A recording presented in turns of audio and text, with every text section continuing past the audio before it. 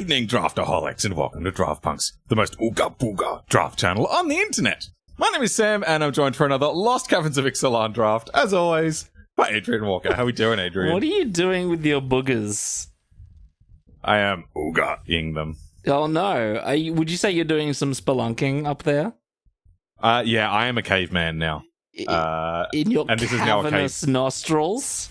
This is now a caveman channel. This is a caveman channel. Oh god. We're only allowed to speak in monosyllables. Well, we've already ruined that. From now. Okay. Oh no, man 8. Oh. Sit down. Me want cave card. So, I've got my eye on this promising vein in this pit of offerings, which will most likely come around, but we are obviously taking this incredible card here. Oh, that's sick. Yep. My favorite thing to do with this is turn some random thing of yours that you don't care about into a treasure, to sacrifice it to get yourself up to Descend 4. Yep, okay. Sounds silly, but I've done it multiple times. That's amazing. Yeah. Enough so that, yeah, I've already got 4 Whoa. Whoa. Cool, alright. And, my favorite base for the Caves deck is blue-black. So, this is a good start. Good start. So, I'll hopefully talk about the reason why I'm so high on this deck as we go. But yeah, it's always black, and then often blue, and then it splashes as it sees fit. So Love there's a needle. Hidden thing here. Oh, there is a needle. And getting needled 24/7 is my favorite thing to do. That's true. My eye was on this another chance. Wow. No, I love the needle. This is the reason to do the oops, sorry, forgot to mute that. Sorry people, Adrian, well, no, it got muted in the edit, so you don't actually have to say anything.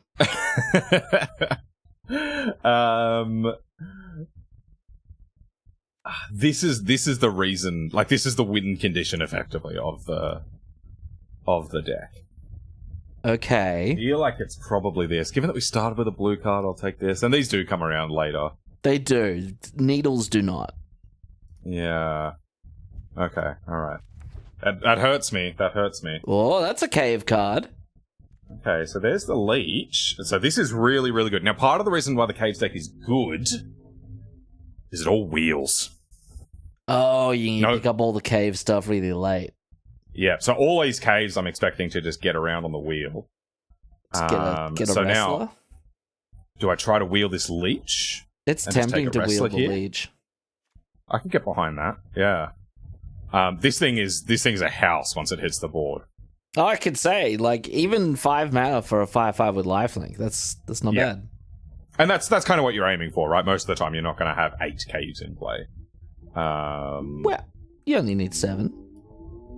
That's true. I have had 4 in play and played 2 of them in one turn. Woo! Which is pretty strong. Woo! There's also the Bat Colony. This one I'm not that all in on. I like the card, but it's not the reason to get into the Caves deck. Oh, okay. What is the reason? Oh. This is a big one. This thing is awesome. And look at the top X. X is caves.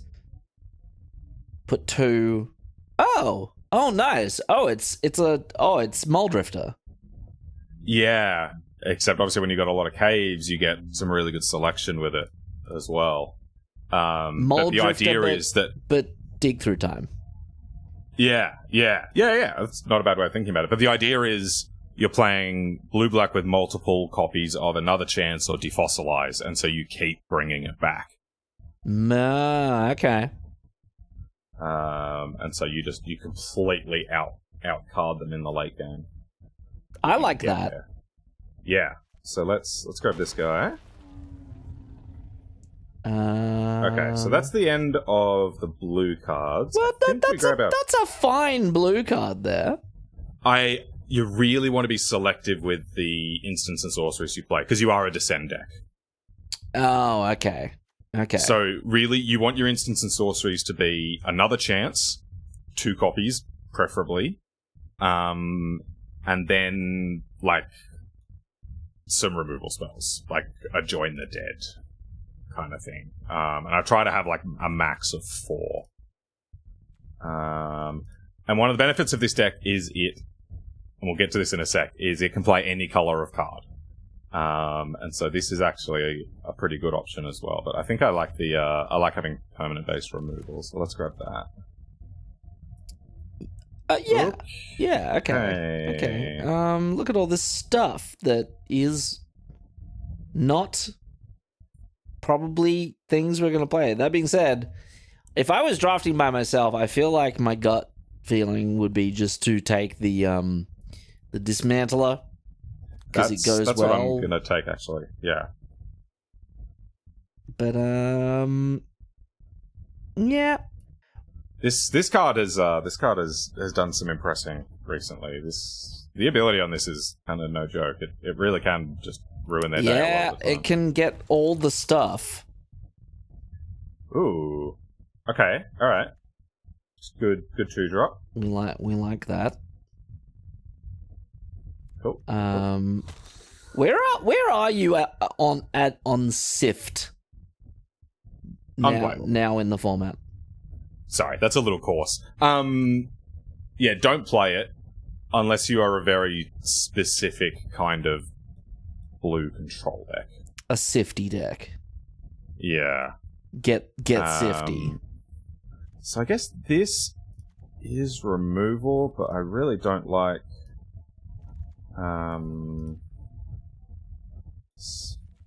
spell-based stuff. But we can get, the other card I want here is Fungal Fortitude, but we can probably get this later. Oh, okay. Yeah, right. And I really only want the Fortitude when I've got... Yeah, that's a cave. There we go. Okay, so now we should start wheeling Johnson. all those caves we saw in our first couple of picks. We just start gobbling them up. Yeah. So there's one. And that leech. Oh! Happy days. I mean, that's good, but also the latest Miner's Guide wing in the world. Yeah. Yeah, what the hell? Like, isn't that like the second best common in the set? Yeah. Crazy. Yeah, that's kind of crazy. We actively want these as well for a reason. Oh, because they find caves. And they find one cave in particular, which we haven't seen this pack, but I'm optimistic that we will see. Is it Cave Johnson? Oh, you know Oh! Oh, no, this was where the leech was. Oh, no. Oh, yeah, you're right. Damn. I think? Yeah, I'm pretty sure it was this. Okay, alright, that's unfortunate. That might mean that there's someone up in our junk. Which is just not on. No, it's not where you want people. No. Okay. And basic land. Whoa. Let's go. Let's go. I was thinking about the Soul Cleaver, but sure, yeah, Chupacabra Echo is also good. So, this card here, I've played with this a couple of times. It looks like it should be a blue-black card, right? Like a black-white card, like a sacrifice deck kind of card. Yeah. I've tried it in that sort of deck, and it was garbage. Just absolutely useless. Oh. Basic land would have been better. And then whoa. It would have been. Like, I never equipped it. Okay. Because you don't have time for that.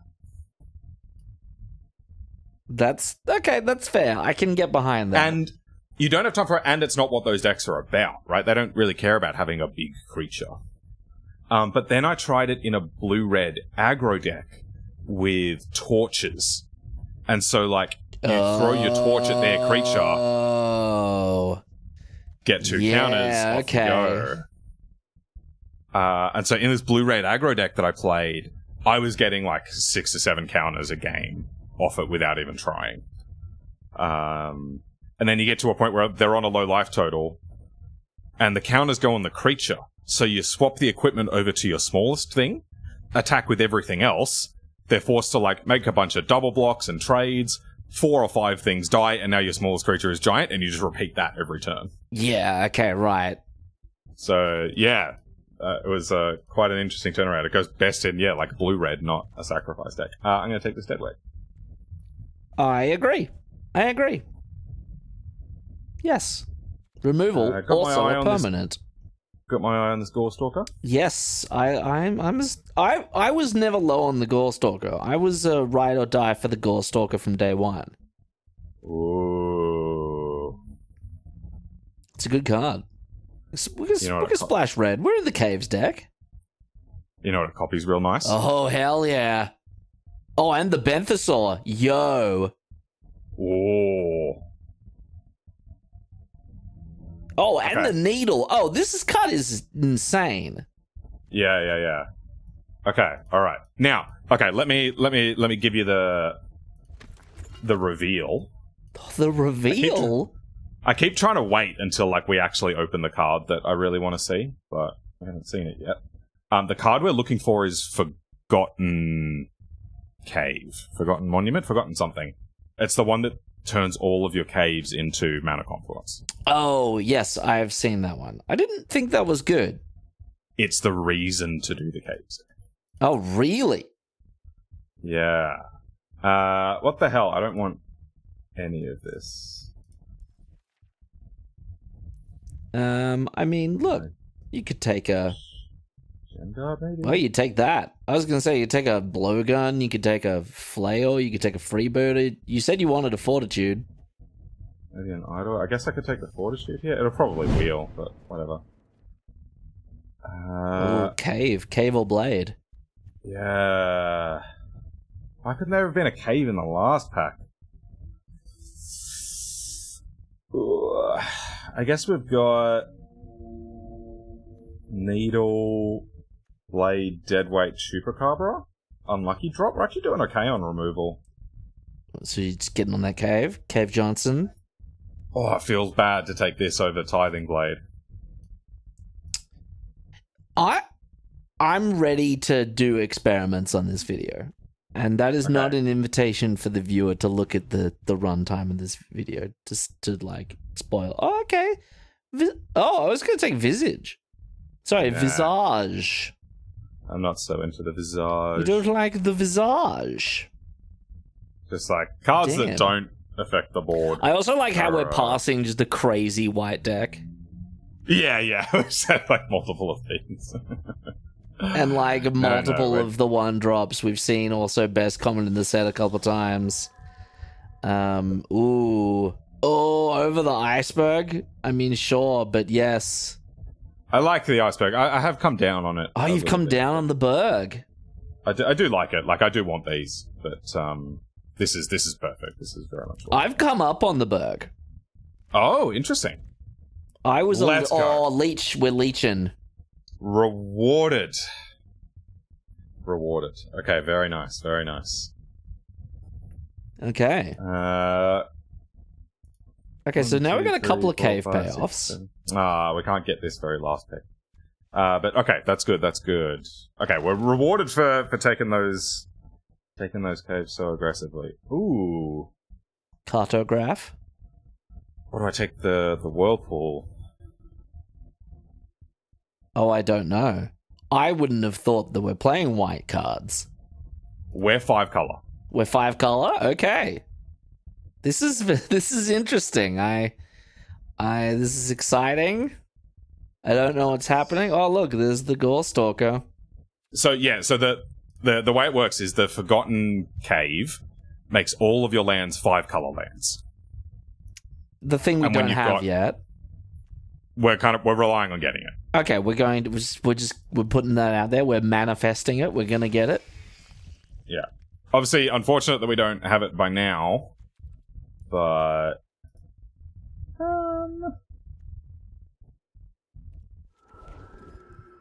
because part of the advantage of this deck is no one wants that card, and so A, you wheel it, and B, you see them if they're open.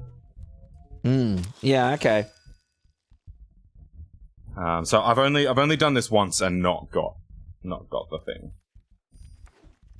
So this is the second time that we won't get it? No, none of that. None of that? Okay. Ooh. Oh wow. Ooh. Wow. Okay, how's This our pack artifact? slaps. How's our artifact count for the glyph? We've got 3. This pack is that crazy. makes artifacts. This kind of. It's kind of, yeah. I mean, Wow. I guess what else are we taking from the pack? Iceberg, the Stalker. I mean, I like the Stalker, but it has been a little lackluster recently. And I do really want marionettes, but this is so powerful. Yeah, it's like, very good.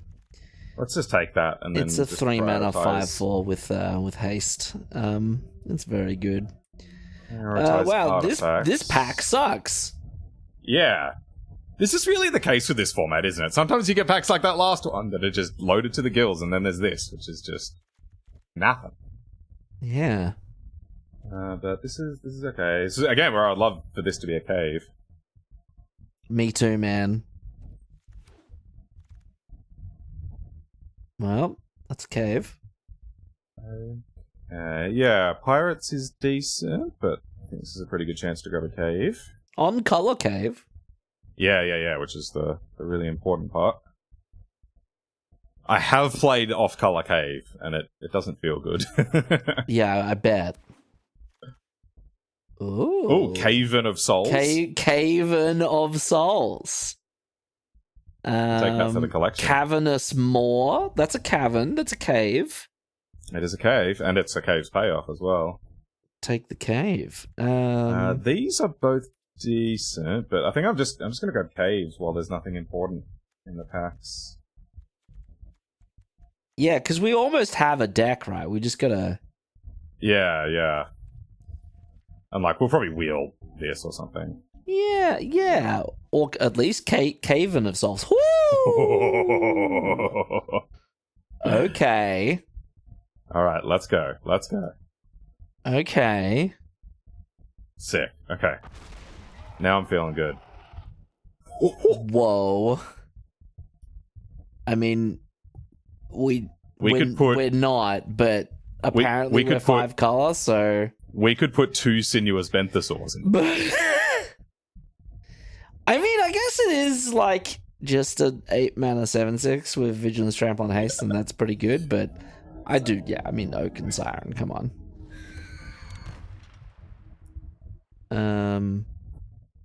Well, now that's interesting. That is interesting. I can get behind. I am actually. I'm behind it. Yeah.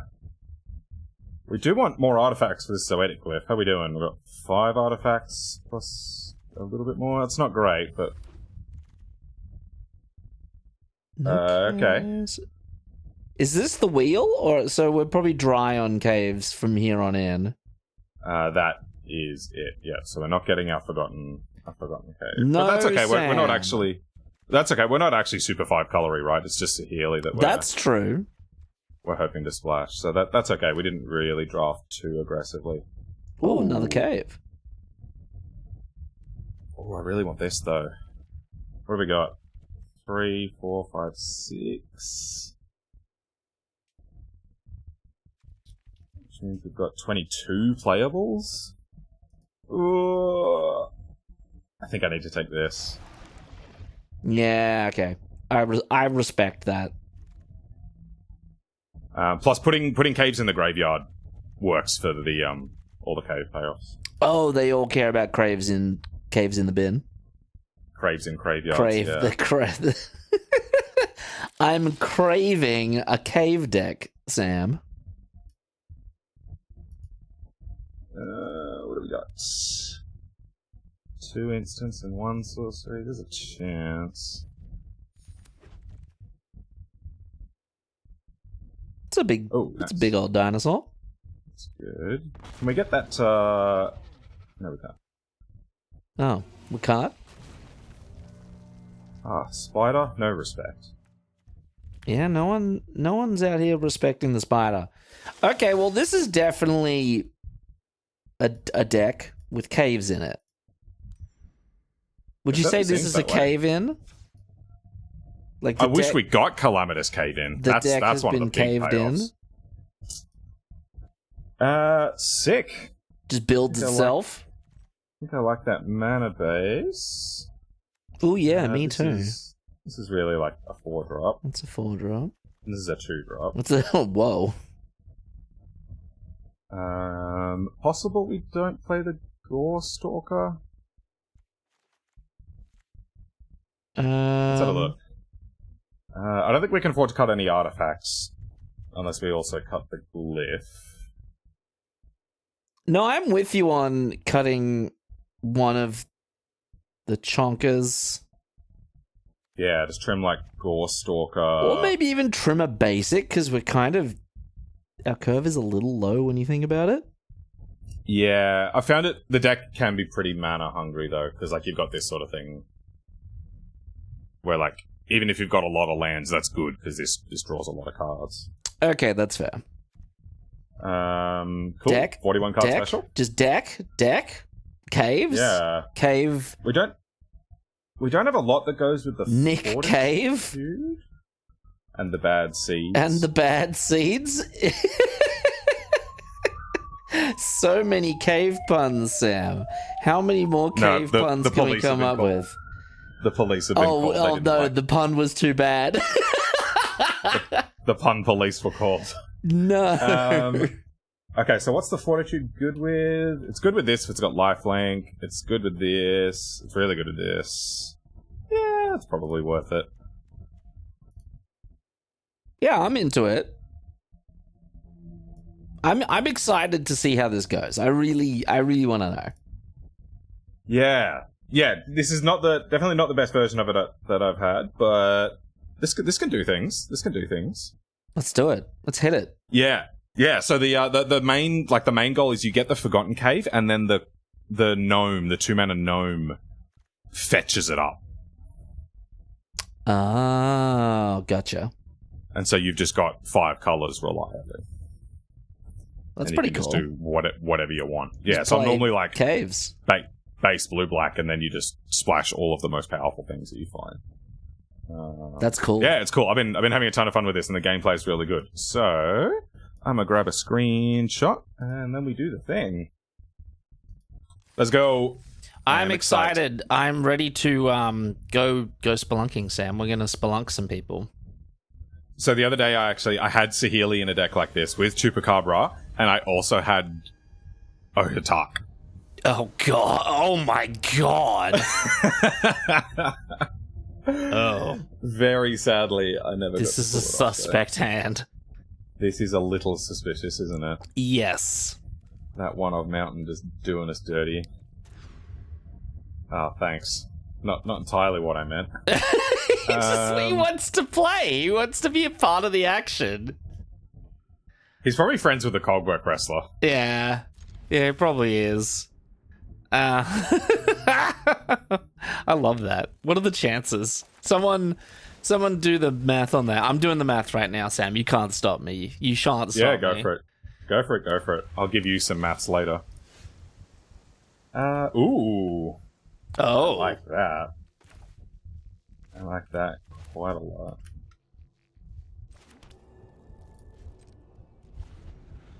Okay. I'm very excited for this. This math is gonna blow us away. Can you please at least call it maths? No, it's math. I have to deal with mathematic from my Australian students all the time. Wow, that's quite unlikely what we just did there, Sam. I know.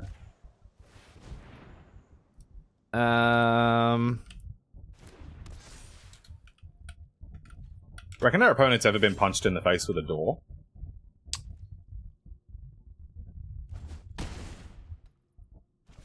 Well, they have now. This is a pivotal moment in their life, I would say. Yeah. I would say that as well, actually. Whoa. That can't attack or block. That is a large lad. Are they gonna cast what's the blue black Miltan spell from formats, formats past. Glimpse the Unthinkable. Yeah, they're gonna cast that next turn. I saw through the week. I saw Glimpse the Unthinkable with the murders at Karlov Manor set symbol on it. Oh. It was a fake. Oh. And it was uncommon as well. Yeah, there you go. 7. Can you mill 7 permanents? Show us how it's done. They can. Whoa! It's the way you do it. Whoa! That's hot. Very cool. I want to play their deck. Yeah. Also, 2 of the two hands in a row with the one of mountain. That's a 2%er. Okay. Not very likely. Not the least likely thing we've ever done. No, but it's pretty unlikely. Wow, they just have an 8/8 now, and we have to go. Oh.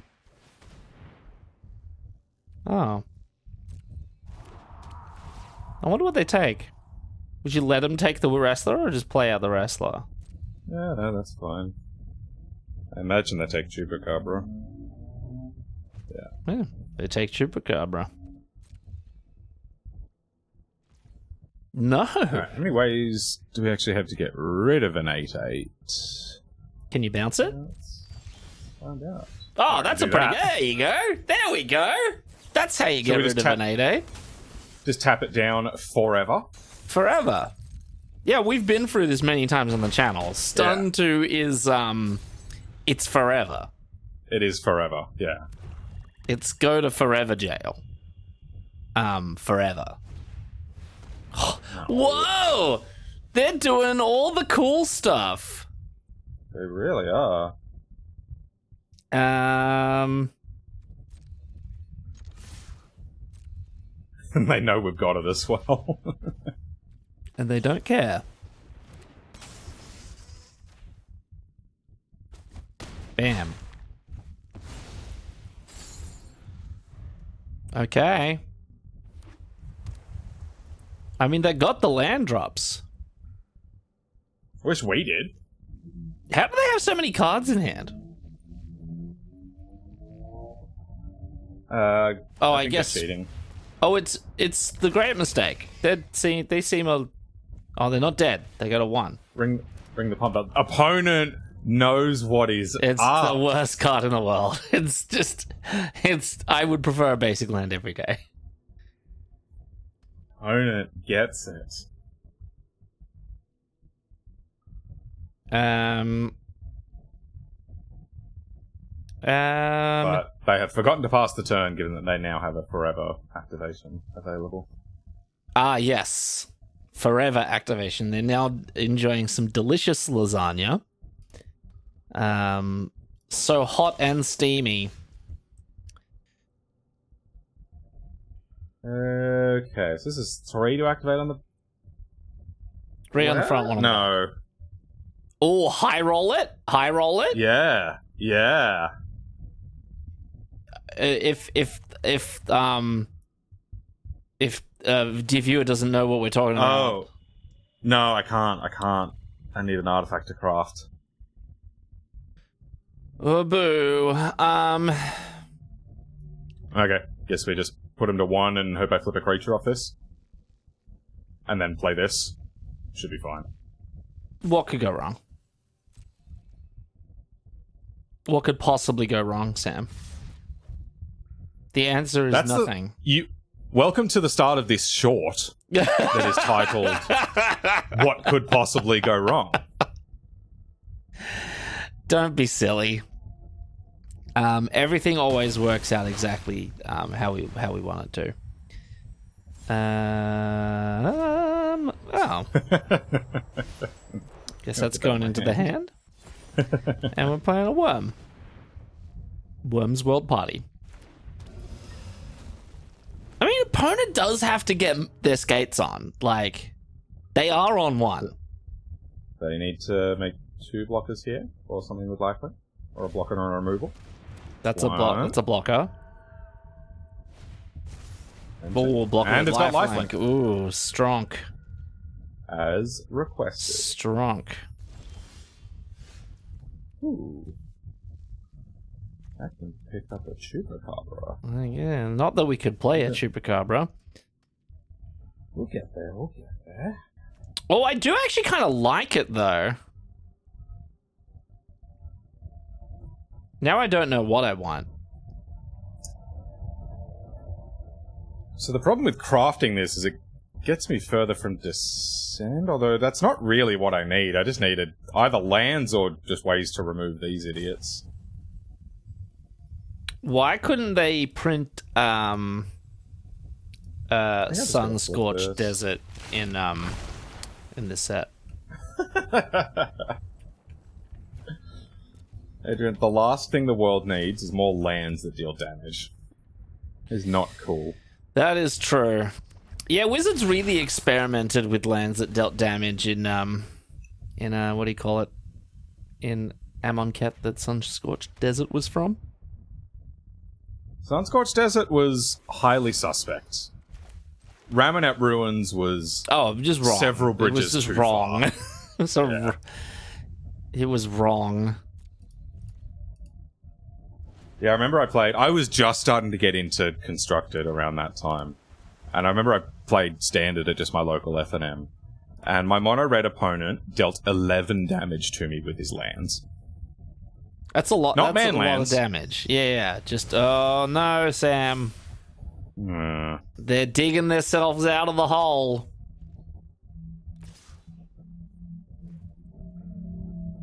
Quick, block and sack. Ah, damn it. We don't have that ability.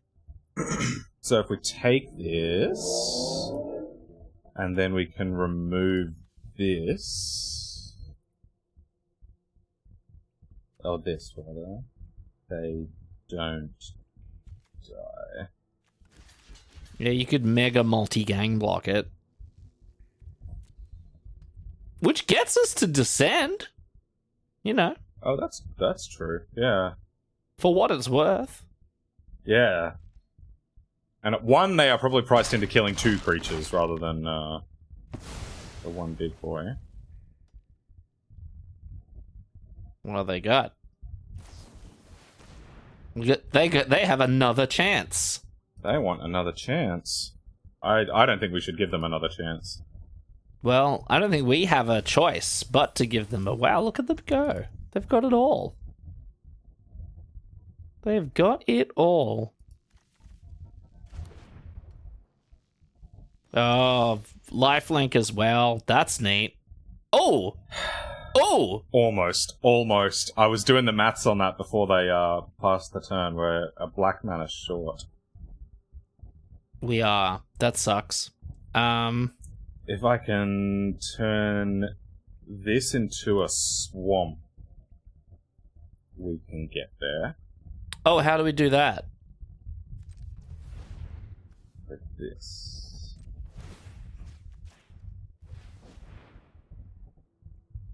Swamp.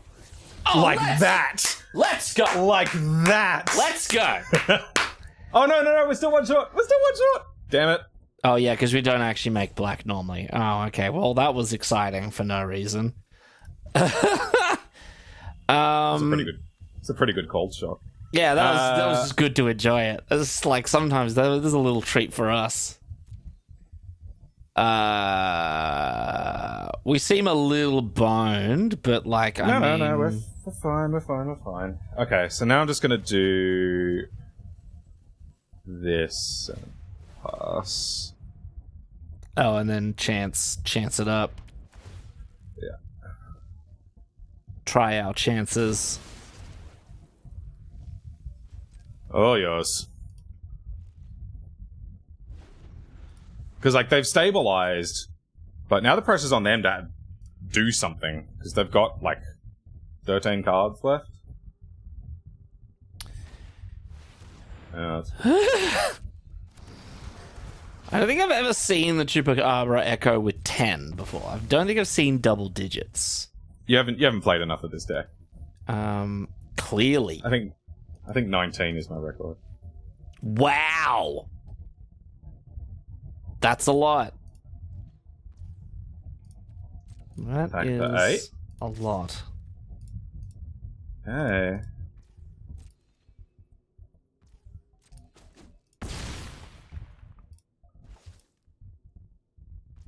Wish they were still on 1, so I could just flip this typing blade. I agree. Okay.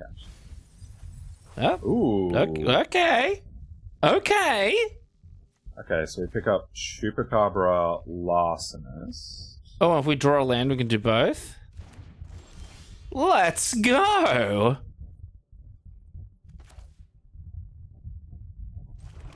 And it's a swamp.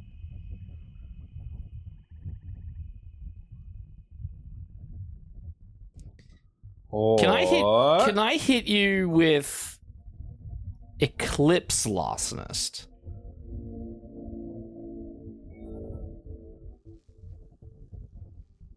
Or does Larcenist have flash? No, it doesn't. I was thinking just Benthasor. So they can... Because I don't want to kill this with Chupacabra. I want to, like, kill this. Yeah, no, I agree, which is why I was thinking Eclipse, so you can kill the Chupacabra and then Larcenist, the ancient one. And then we can Chupacabra something next turn. Yeah, I think at that point I'd rather just play this. Like, I don't really want to spend 3 mana to kill this thing. And then, like, they remove it, flip their thing, and we lose. Oh, that's pretty rough, isn't it? Yeah, okay. See, Adrian knows best. If we've learnt anything from this channel, it's that Adrian knows best. Now, do I turn my Tithing Blade into a treasure?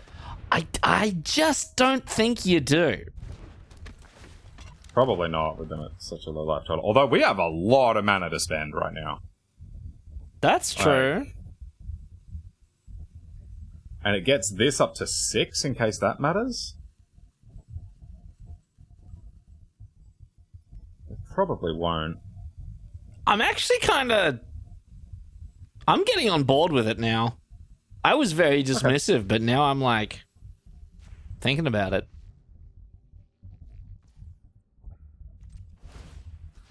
Haha. Not so ancient now, huh? Oh, yeah. Just... Yeah, sure, because it's something else I can play next turn with Chupacabra. Yeah, because Chupacabra probably eats the leech.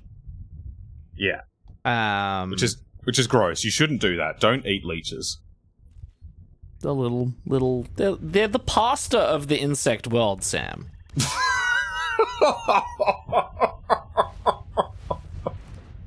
No. Well. Yuck. Ooh, attack for 8. Okay.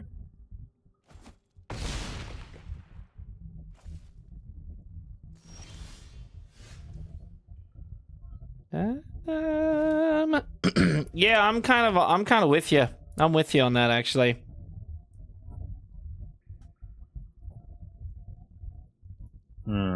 Ben the Saw. Maybe I should have sacrificed this. Because then I could have gone Echo, Explore, Bin, whatever is on top, Chupacabra down this.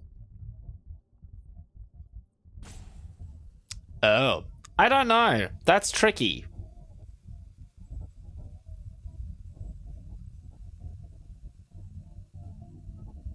But that's probably the play. Just Ben the Saw. Yeah. It's a dinosaur.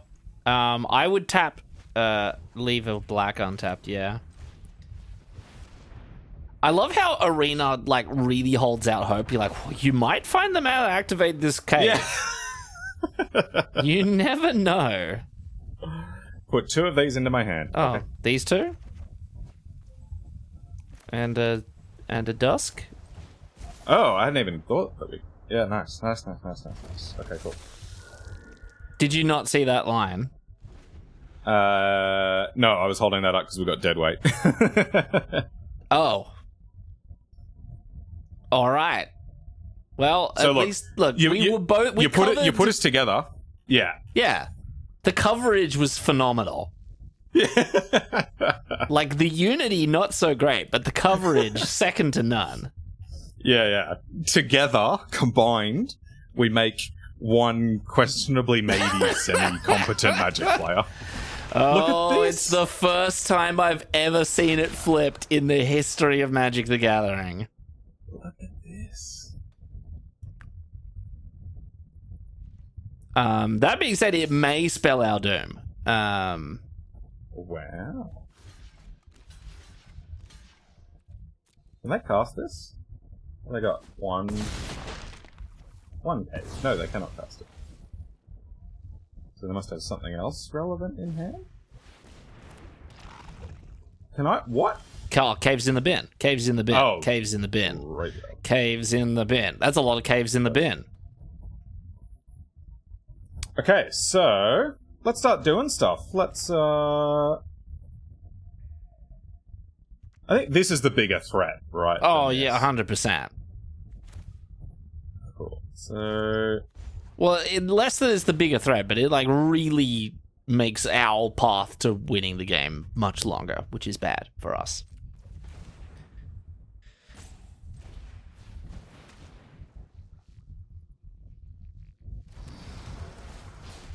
Go away. Goodbye. They didn't crew. This is surprising to me.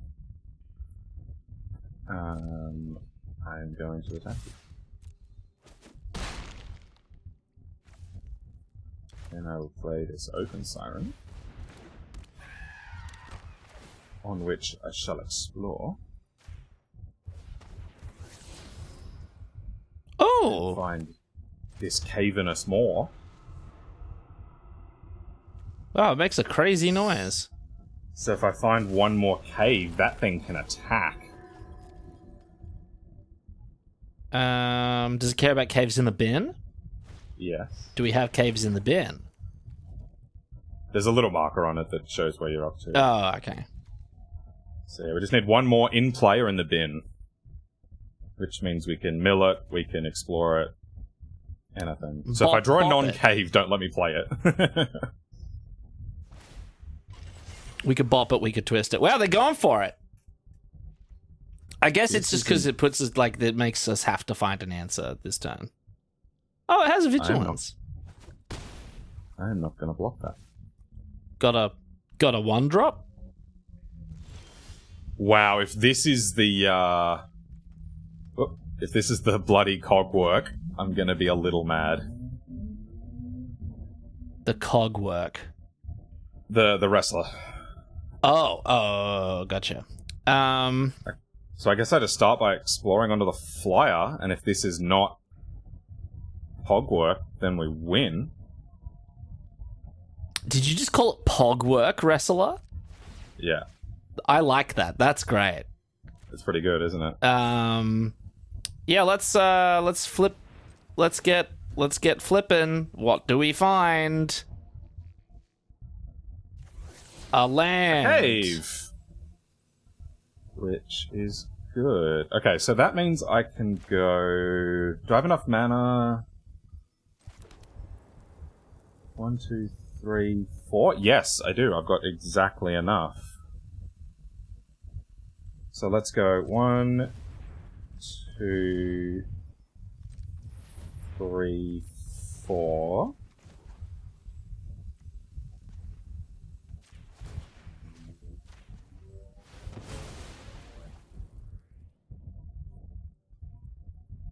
Caves. Cave Ernest Moore. They even fit the word cave into the like the name. That's great. Did we win? Or is it we beat the wrestler here as well? Yes! Wow! I had written us off. Let's go. I had written us off, Sam. So good. So good. Okay, wow, that was very impressive. What a comeback. There was like at least like 4 turns ago. I'm like, okay, we're just waiting to lose now. But wow. We're shuffling the deck chairs on the Titanic, which then didn't sink.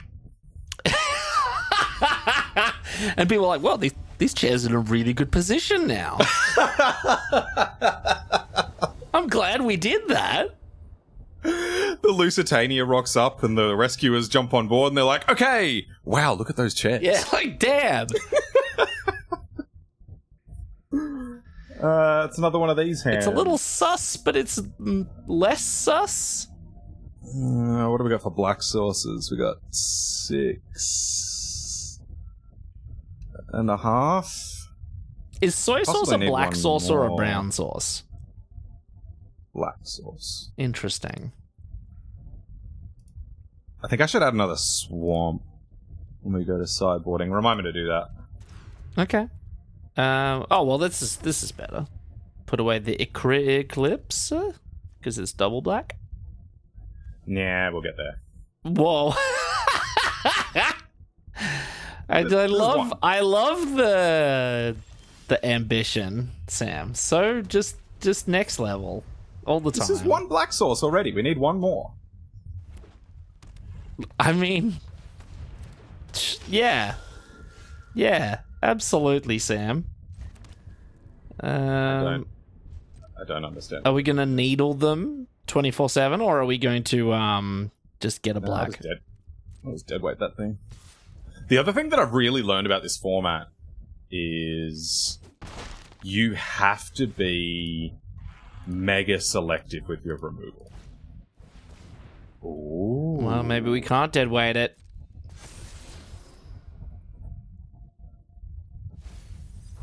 Oh, gambles!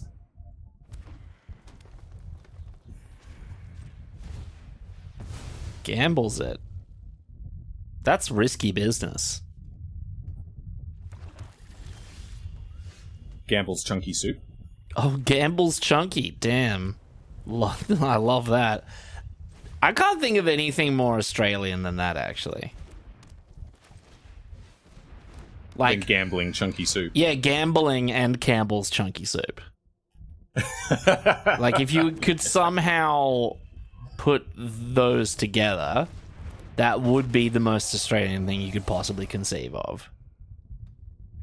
When people go to James Packer's fancy new casino, Yep.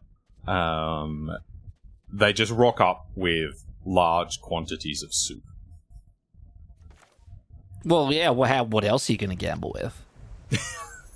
Yeah, exactly. Just attack for one and then needle, get needling. Were you a fan of the Needler in Halo when it was when Halo? Oh yeah. Yeah. Yeah, and the Needler was great. I was a big fan of dual Needlers in Halo 2. I believe it was a bit of a cheese strat. Like, apparently it was frowned upon because of how much of a cheese it was. But I still did it.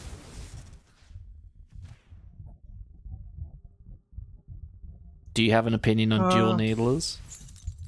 I guess if I didn't tap this, I don't take one here, but then I can't cast this if I need to. Just blind cast it in, mill 2 creatures. I'm always tempted. Yeah. Oh, Malicious Eclipse Swamp, gets him. Please. Swamp, please. Swamp, go. That's the anti-swamp. The anti-swamp, The anti-swamp. Whatever the opposite of swamp is. Now, see, if you had another chance, that'd be in the bin as well as the creature below it. So you could have drawn the swamp that was the third card down. Look at Adrian advocating for self-mill. Only when we're drawing to swamps. That I presciently know is the third card down. So are you saying it increases your chance of drawing a swamp? No. There's a swamp 3 cards down. I know this. What are we doing here, Sam? I'm going to pick it up with another chance. Oh, okay. Oh, look. That's a big boy. So it'll be creature, swamp. Okay, damn it. Can't get it right all the time, Sam, but I'll try.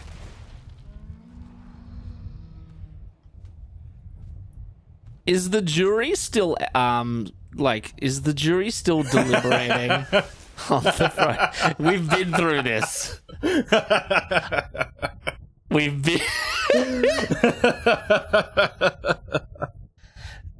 Sam. I know. Yes, I know in previous videos we've been through this. Adrian doesn't actually know whether the jury should be in or out and what and what that means.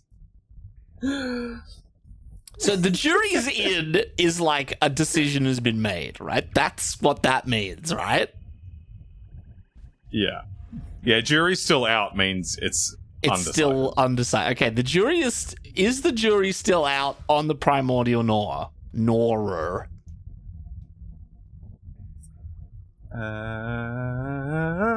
I guess I do this. Whose discover will be better? Yeah. Ours resolves first, so if we hit a removal spell, that is... we can't hit whatever they flip into. Ah, rip. That's true. We could hit rip. That is only 2 mana. That's true. We're in danger, though. Oh, let's go. Not bad. I mean, that deals with a 1/1. It's not particularly useful. We're going to draw the swamp for the Eclipse now that we've tidied up all of that. Oh, yeah, 100%. Well, that's how magic works. Oh, okay. They hit a 3/3? We're in trouble. This is garbage. Oh, nice. Okay. Well, it wasn't the swamp, but we are Mondo dead. That's very helpful, though. Yeah, that's true. Maybe we're not Mondo dead. Well, I would say we're like whatever below Mondo is on the dead scale. Musicians from Mayhem. What? We've been through this. Oh, you're right. We have been through this. Okay, well, if they're going to let me chump here, I'm going to do that. And then if they'll let me trade here, I'm going to do that. Unfortunately, that means they have more stuff to cast. Yeah. It does, unfortunately, mean that. Or they're going to give the Cavern Stomper now? like +3/+3 and trample. Yeah, it's a good one. Stop having 3 toughness. Oh, the Pog works. Well, it was nice. It was nice knowing you, Sam. I shall now commit ritual. Just ritual. Just ritual. Which one? Hopefully Dark ritual of soot. Hopefully. Of soot. I don't think it wouldn't even clean up the board in a meaningful way. No, yeah, we're still dead to the stomper. Yeah, we would be getting stomped. Always ABS, Sam. Always be stomping. Always be stomping. Always be stomping. Well, fine choice. Fine choice. You can't let him get that like air flying damage in on principle. No. Important that they don't. You know the image of the like the survivorship bias image of the plane? Oh yes. That's the 0 power on that flyer there. Oh yeah, right. That's why we lost. No. It was a survivor, even though it had that damage on it, which indicates that kind of damage is not meaningful. Okay. I lost you? No, I mean, Yes, but I don't know. Oh, it's Damon. It's Damon. What's Damo doing? This looks like a hand. This looks like it goes. Oh, I forgot to add a swamp. You have to remind me to add a swamp. You're the one who just snaps off the next game, Sam. You have a job. What do I pay you for? My job is jokes, like great jokes, fantastic banter, the occasion. So you're failing at both your jobs. Whoa. Hang on. Hang on. I don't know, just concede this game then if it matters that much. Maybe I should concede this to improve our win rate. Could work. I'll take a draft here. We'll draft. Oh, let's go. Oh, and they're playing red. Red doesn't have toughnesses above 2. It's not doesn't a have any creature. creatures, apparently. Yeah, apparently. Oh! Okay. That's why self-mill is bad. I'm just saying.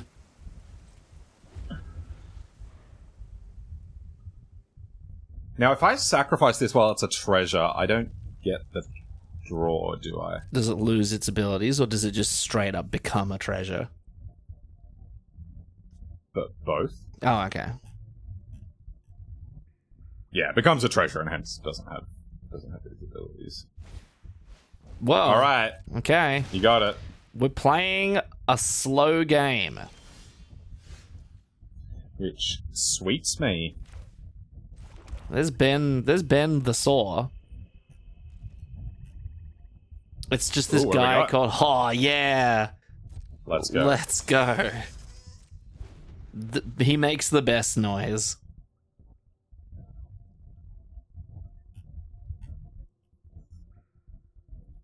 Oh, really? The number of times I've, explored something to the top, planning to then draw it with this, only to find that doesn't actually work. Ah, yeah. There's an important step in there. Ew. Oh no, you got him!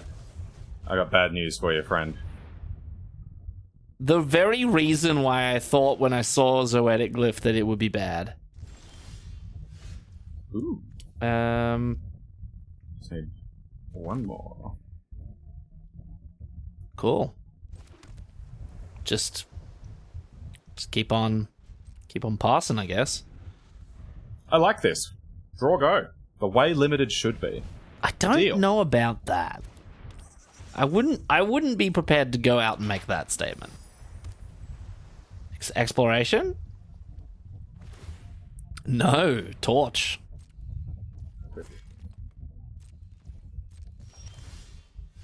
No. Ooh. Leech time or Ben the Saw? I guess if they want to throw both torches at Ben the Saw, that is A-okay with me. Yeah. Or if they've got some other removal in hand, I'd rather they spend it on Ben the Saw. Go. I will take this Chupacabra and this 4-mana 4/5. Well, it really is, it's just like 4/4 non-flying Muldrifter. Yeah. Well, you get to look at the 2 cards before you draw them. That's important. Yeah. They're gonna go for the double kill? No. No.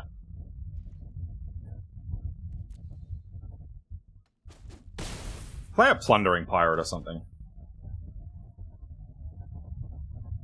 What? Why? Because it's a 3/2. Oh, yeah, okay. Ha! Okay, well, that'll slow things down. Just hit him. Okay. What am I holding up? Counterspell? Yeah, I don't know. It seems... Nope. Didn't even give us priority. Maybe they're just totally stuck on mana. They got something else to do with this map then. They got another thing. The glyph. Yeah. Could be.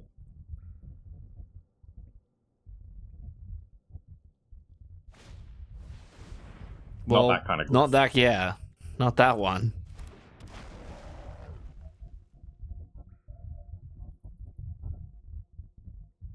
Oh no! Don't do that. No. Land. Whiff. Let's go. Let's go. We love it when it happens. Play another 2-drop. You know you want to. How else are you going to double block our things? Oh, they're going to get wrecked. They're going to get ruined. They're going to end their entire career. Yep. I'm just going to do it now. Yeah, why not? See ya. Bye-bye.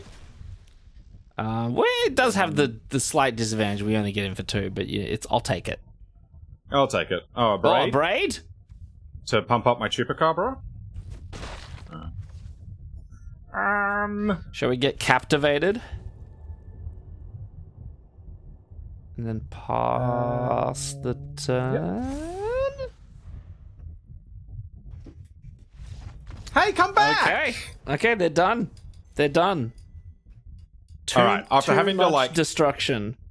Having to, like, grind out a very tight one in round 1, we just walked all over that one. Now, would you like to put a swamp in your deck? I'd already remembered. I've just written off you doing your job here, and I remembered all on my own. I put on my big boy pants, and I remembered. See? Okay. Good. Okay, well, everyone's very happy now. Now the deck is really gonna go. It's gonna go crazy. Thoughts on cutting this? I could see that. I could just see it for like a random other spell. No, I'll just leave it like this. Oh, just play one less than legal amount of cards. Yeah, we'll just get a bit of cheaty face on here. We're not self-milling all too much. I'm down on that. I don't think it matters. Yeah. Okay. Onwards and upwards, Sam. We're getting there. We're doing it. We're making it happen. These decks are cool, right? Like they're a lot more interesting than a lot of the aggro decks in this format. Yes. Though there is something vaguely satisfying about playing a deck with 10 1-drops in it. That's true. That's true. Cranial Looms. That's a cool name. Oh, hell yeah. There he is. Single Mountain wants to play. I wonder if that's something to do with the smoother. The hand smoother.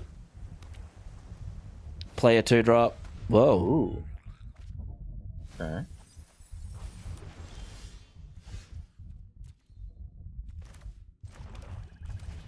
Ah, 5/4 Flying Vigilance attacking on turn 3. No. Can't touch this. Can't touch this. Bye Benthy.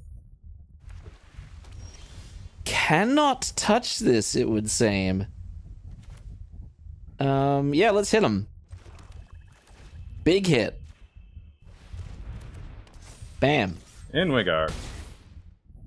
Card's good. I like how we've got this, like, late-gamey control deck that can also just do this. Oh, no. Okay. Float wire? Aw. Oh. Deal.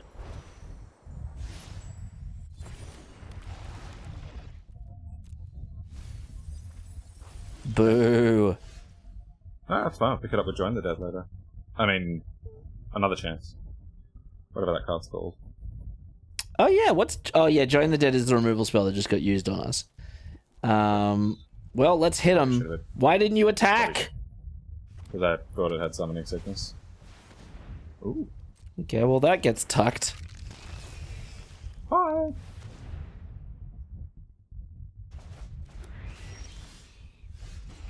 Our favorite guy. I wonder what they're going to play next time. Can you chill? Alright, you're done. If I can get one more black mana, I can exile it. Oh, yeah. Ooh. That's fun. That's pretty good, actually. Just gonna get attacking the Pogwork Wrestler.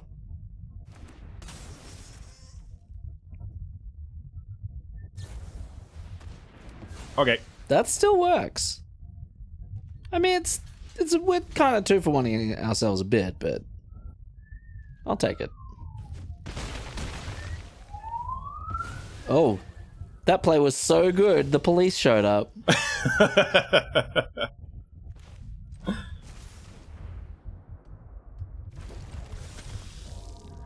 Oh, yes.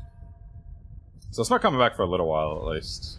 No, we have Descend 8 and they don't. Yeah. Well,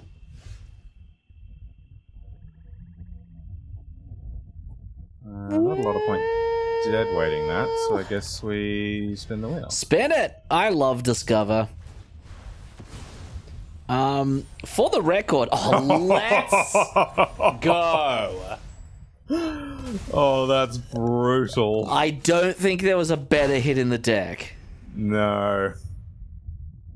Hell yes. Flip the guy. Well, we could 2-for-1 ourselves to kill that.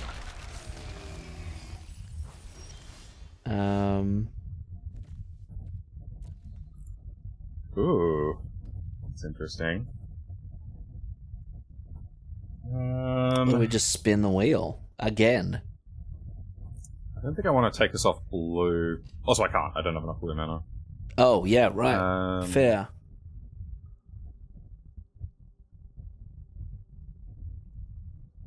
I fairly dislike the idea of... What if we just attack? What if we attack? Because if we... it's still 2-for-1, I guess. How about I just flip this? If I'm not doing anything else great with my turn. True. And then maybe I can pick off something else when we do this. Do we have enough artifacts? Oh no, it's creatures. Creatures. Get the marionette.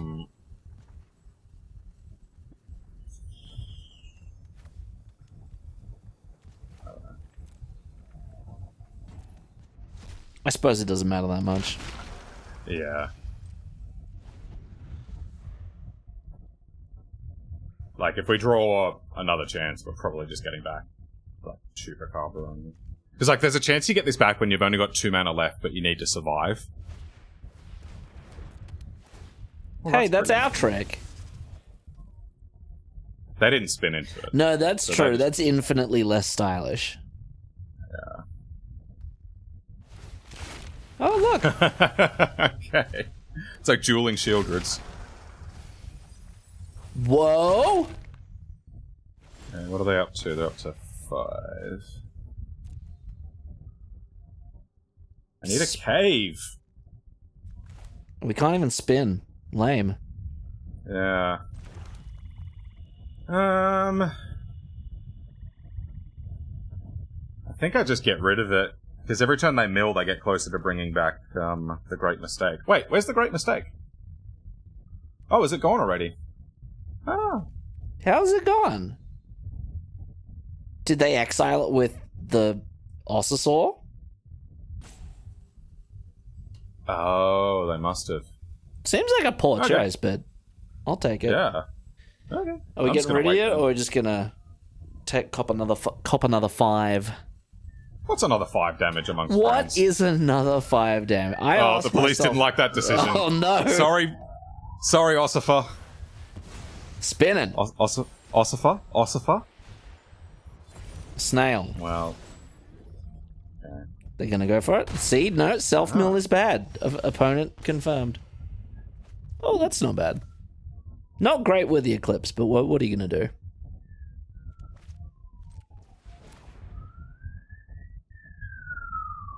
Whoa. Untap that mana, the police are back. They really don't like how we're playing today. No, it's really bad. No, stop.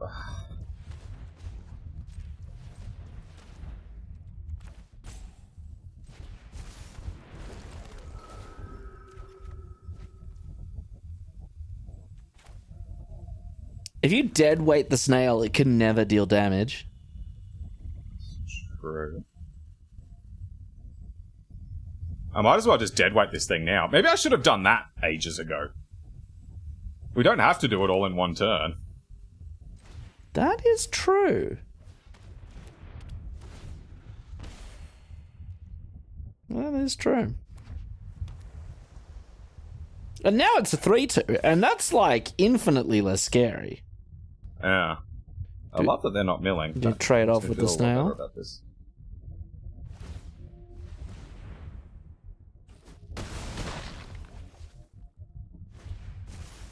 Ooh. Now our time has come. Our time has actually come.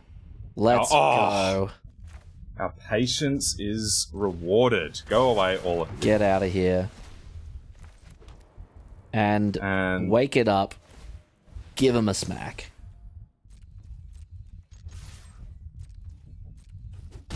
Love it. Damn. That just kind of came up Millhouse. It just came up Draft Punks for us. Yeah. And then if we draw dead, we can spin. Yeah, them playing a 5-mana 2 toughness thing was pretty nice. More snails! Damn. Would you prefer to do jail time or snail time?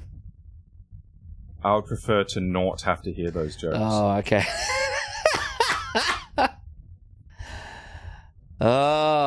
You got me. And I shall remain vigilant against further abuses.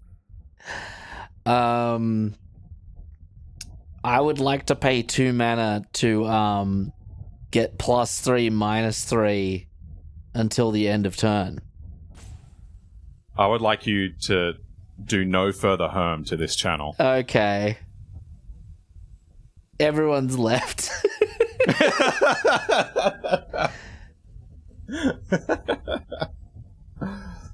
They're really tank. They're like, they see the snail in the bin. Like, do they want to be friends? Do they? So you know how doctors have to take the Hippocratic Oath. The first part of which is above all else, do no harm. Do snails have to take the Nautocratic Oath, where they're above all else, they have to do no harm? Look, I liked it. I liked that you saw it. Like, you saw it a mile away, and you're like, I'm going for it. I'm doing it. I do like that, and I don't want to discourage that behavior, but this one was a little flat. Opponent has actually gone to med school, and they're spending 7 years figuring out... Oh, yeah, they've gone to med school, and they're spending all their time on the cranial looms.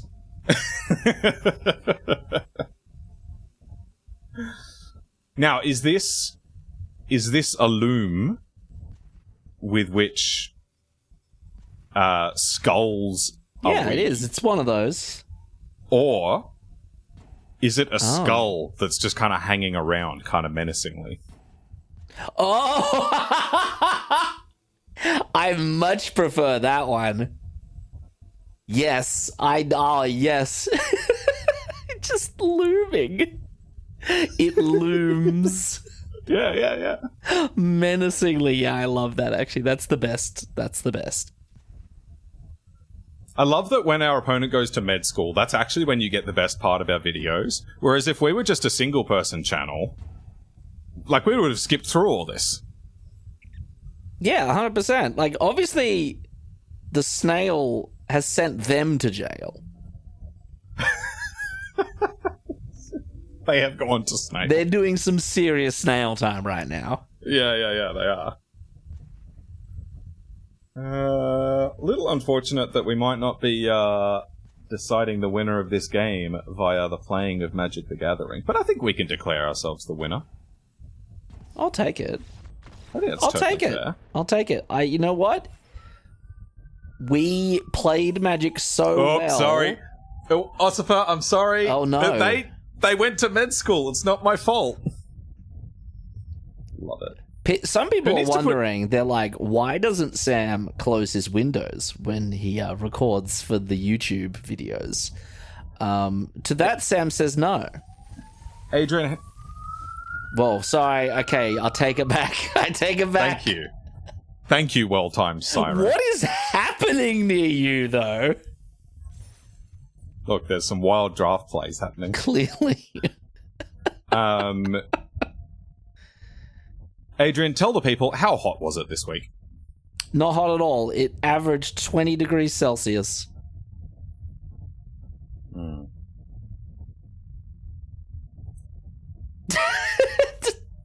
I did wonder what you were going to do with that joke, non-joke. But yeah, it was really hot this week. It's stupidly hot. And it's humid as well. It's gross. It's gross, it's gross, it's gross. I hate it. So 2 days ago, we maxed in Sydney at... Ooh. Where's Single Mountain now? Yeah, I know, right? I actually hate this. Do I hate it? I hate it a little bit. I'm starting to hate it more. Hate rising, Sam. Yeah. I think this is a mull. I think it is. It's like either a super ambitious keep or a mull. It's one of the two. Now we're talking. This is phenomenal. We'll get you into play one day. I was gonna say some crazy stuff to you.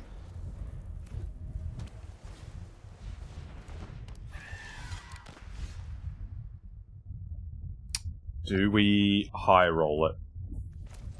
Oh, we absolutely high roll it. Oh no, I thought you meant Araska Puzzle Door into Second Swamp to kill all their X2s. Oh. I was thinking tap down this and then put the glyph on it next turn. Oh. But I kind of like your line though. That's a bit safer. I like our entirely different definitions of high rolling it. Yeah. Well, neither of those. Well, that's a pathway to it. That's a gateway to a swamp. That's a gateway swamp. Yeah. Don't let your kids do anything with their promising veins. That sounds. Oh, I hate that. That's a crap sentence. That's no. Oh, mono blue. Oh yeah, natural double black. Didn't even need it. Well, just play something. Needle now or needle later? That is the question. Needle later. You know what? Needle later. Just in case that. Yeah, because if they glyph it up, we're gonna feel sad. Oh yeah, true.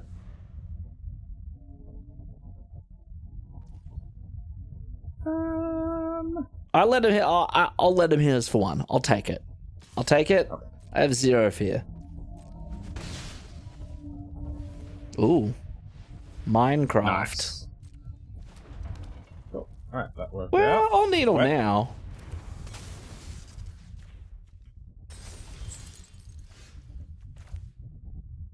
Glyph? Or worm? Nah, glyph's better. Glyph Richards. Glyph Richards.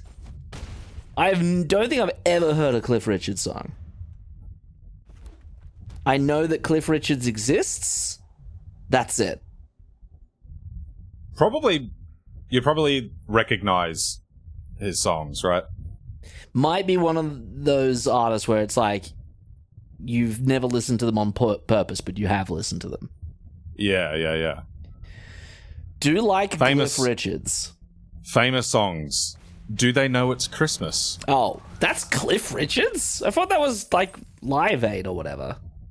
It's probably a cover. Also, Eclipse about to go crazy on them. Okay. Eclipse is about to end their entire career. Yeah, it's not looking nice for them, is it? Not at all. Or do we play a worm first? Ooh. Or I could crack this and go get my mountain. Or my other island. No, sorry. Cycle this and go get my island. I think I'm going to do that. Oh, and then Eclipse. Yeah. Okay, I like that. Yeah, like tap the vein in the island for mana, cycle that, get another island, play the island, Eclipse. Yeah, that's cool. Deal. And we also still totally eat them for breakfast. Bye-bye. What is happening in the art of Malicious Eclipse, or whatever it's called? The light bulb grew bat wings, and off it goes. Yeah, I don't know. I don't get this either. This is very weird. Is it Aklazot's like trying to cover up the inner sun or whatever? Trying to steal the inner sun? What's he doing in the lore these days? Oh, I think that is it, actually. Yeah, I think that's supposed to be Chimil, and Aklazot's is all over it. I don't know. Okay. Just go. Do you rate this card? Worm Dusk? Do I rate it? Yeah. No. I think it's bad. I Q rate it. Oh, God. Where are the police? Get them back. They're probably not far. I like our board. Though. Yeah. Ooh, oh! That is pretty good. Okay, that's hot. Now, that was pretty crazy. Are they going to sacrifice that gnome right now to take us off Descend? I mean, we're not on Descend. Sorcery speed. We are next turn. Oh.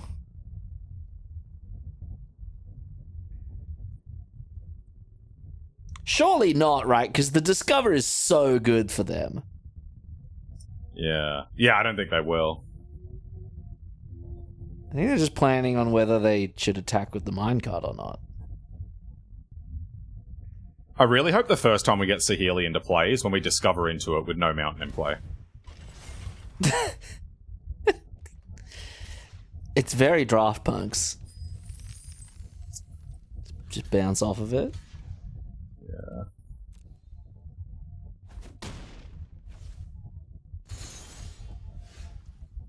Well, we're good at drawing land. Okay, so now I think I...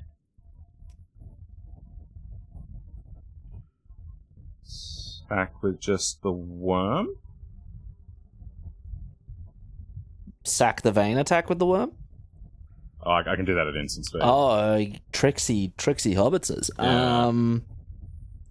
Yeah, I don't know with the beatdown anymore, but I also don't think not attacking is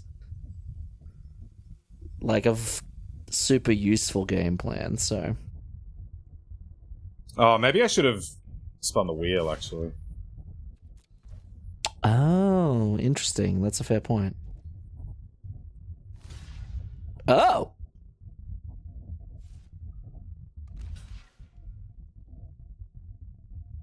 Well... Which would we rather kill? Hang on. What if we tuck... Yeah. Tuck the 2/4, kill the 3/3. Okay. You like that?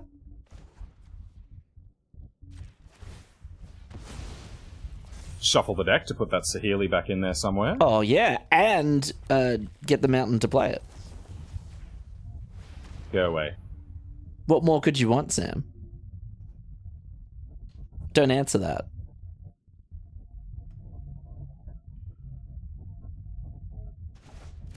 Ooh, goes away forever. The sun does set forever over Blackwater Park. Wow. Now we're talking. Yes. Yes. Adrian Walker, ladies and gentlemen. A round of applause. The best references. I mean, that's a 2-for-1, so I'll take those. Yeah. And now their dig site conserver doesn't like flip them into 2 4-drops. Oh, true. Yeah. Which was my whole reason for prioritizing the 3/3. Very smart. I mean, okay, we flippin'. ABF, Chris. I mean, Sam. Always be flippin'. I know too many people called Chris, and I had a brain fart.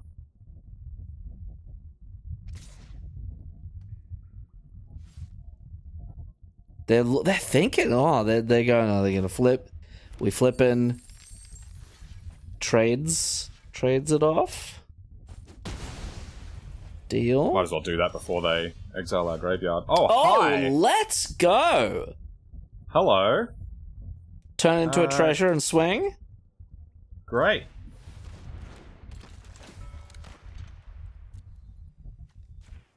Be really careful with this card on mobile, by the way.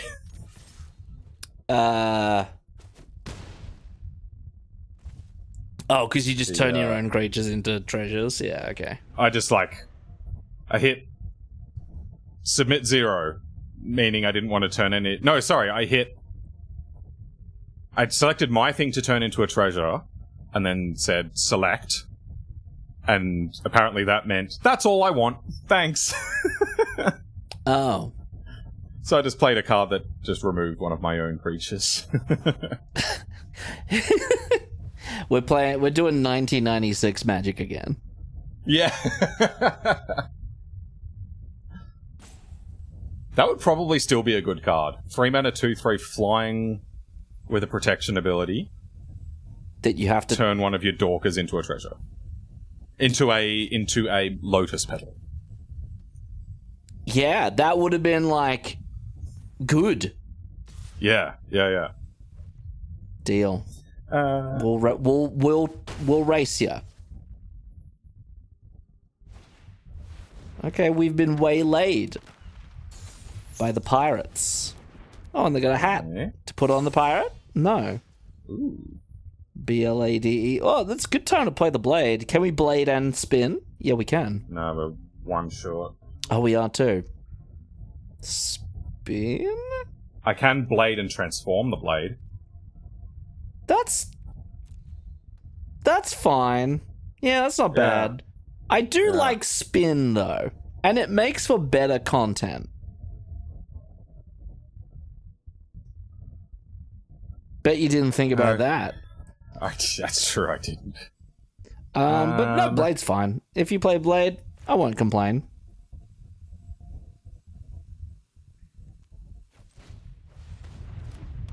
Psych. Why'd you play Blade, Sam? Yeah, idiot. Stupid car.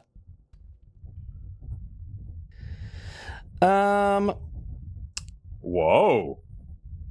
They respect it. Okay. Oh. Man, if they had nuked our graveyard 3 turns ago, this game would have been a lot harder. That's true.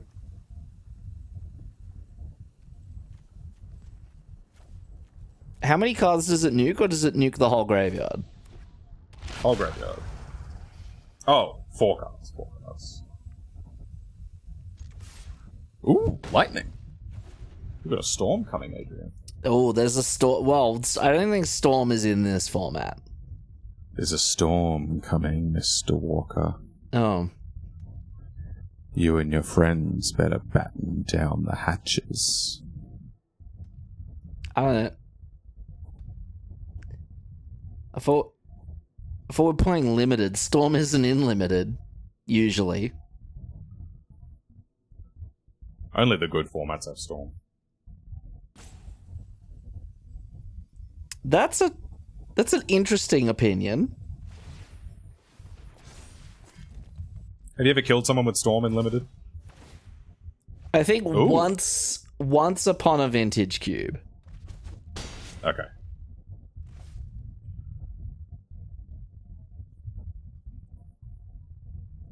Did you really kill them with Storm if you do a empty the Warrens for like 6 though? Is that killing them with Storm? Yeah, you can have that. Okay. Yeah. Okay. I'll take it. Okay. Ooh, it's a good one. Gotta Put the map onto it, and now I can't attack with my Larcenist anymore. non-land on top. Doesn't. Whoa, doesn't. Spin the wheel, Samuel. Okay.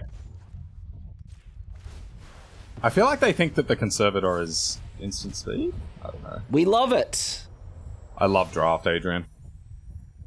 Pog. HP work. love draft. Oh. I'll attack. I'll attack with everything. Yeah. No downside, right? No downside. Only upside.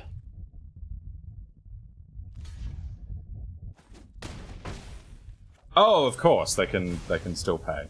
Gotcha. I would call that flip into a 1-drop. I love it when they flip into a 1-drop.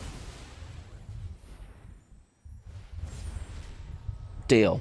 Siren's a pretty good one. It's good, but it didn't cost 4 mana.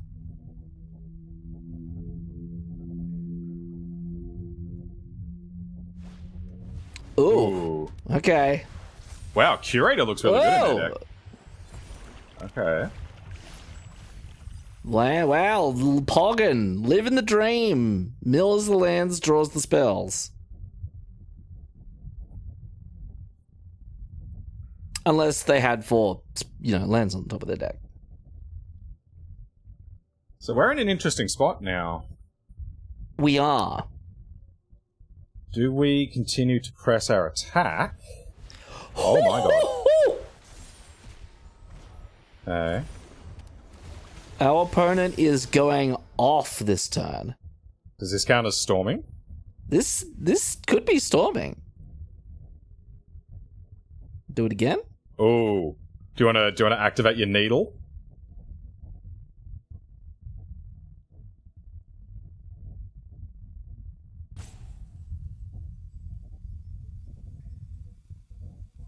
They're thinking about it. Oh, thinks against. Because if they do, they lose their Oh no, they can use the Siren to pay. All right, just 5. I want to throw an extra 4 in there. What's the worst that could happen? What's the worst that could happen? Ooh, okay.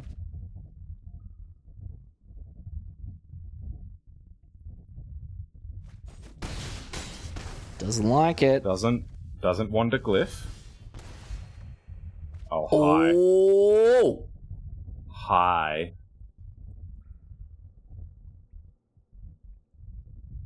Well, that's possibly the best draw we could have made. Yeah. So do we... I mean, we're going to kill 2 of their creatures whether they like it or not.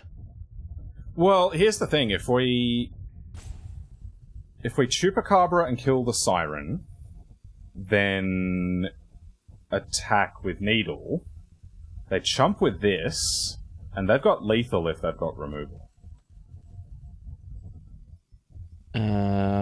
Or... Do they? 6. We play a Chupacabra, it's a blocker. If they've got removal. We don't attack with Larcenist? If they can kill Larcenist, they get back another attacker. Actually, I guess if they've got removal, we're kind of boned anyway. Yeah, because if they kill this, they get their 6/6 that taps down blockers. Oh, yeah, fair. Okay, yeah, let's just go with plan A. That's a 3-for-1, Sam. And I don't care how the math shakes out. I'm claiming it. Okay, so just attack with everything? Yeah, because then if they don't just have us dead, they're priced into not attacking with the scout because then they're dead in the air again, or they draw another flyer. I don't know, many moving parts, Sam. Ooh, I could craft this. Oh, you could craft this. Get another blocker. I kind of like that. Also, potentially remove a lethal attacker. Let's do that. You doing it? Okay, he's doing it. Are you gonna lose a life? Or do we... Oh yeah, no, it doesn't work, because it exiles. Classic. I might as well take out this thing, because it doesn't affect my descent. Because I don't have any way to sacrifice this. Oh, yeah, okay.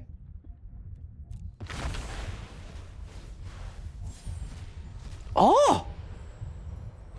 Get a 3/3 lifelink? Yeah, okay. Don't mind if I do. And then we can do exploration right now. Yeah. Now, come with me on this one. Okay. Ooh, they have this active. That's quite scary. Does this target permanents?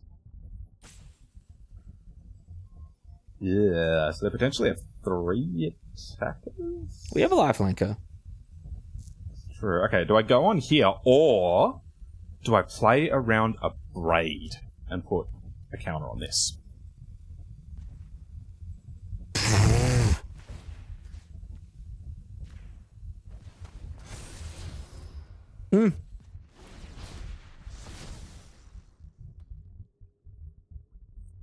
Hold.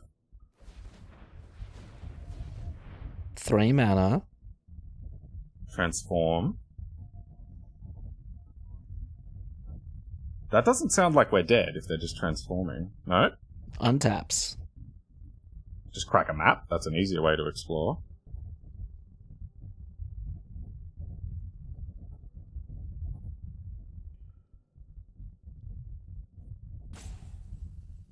What are we doing? What's going on? Moves the hat?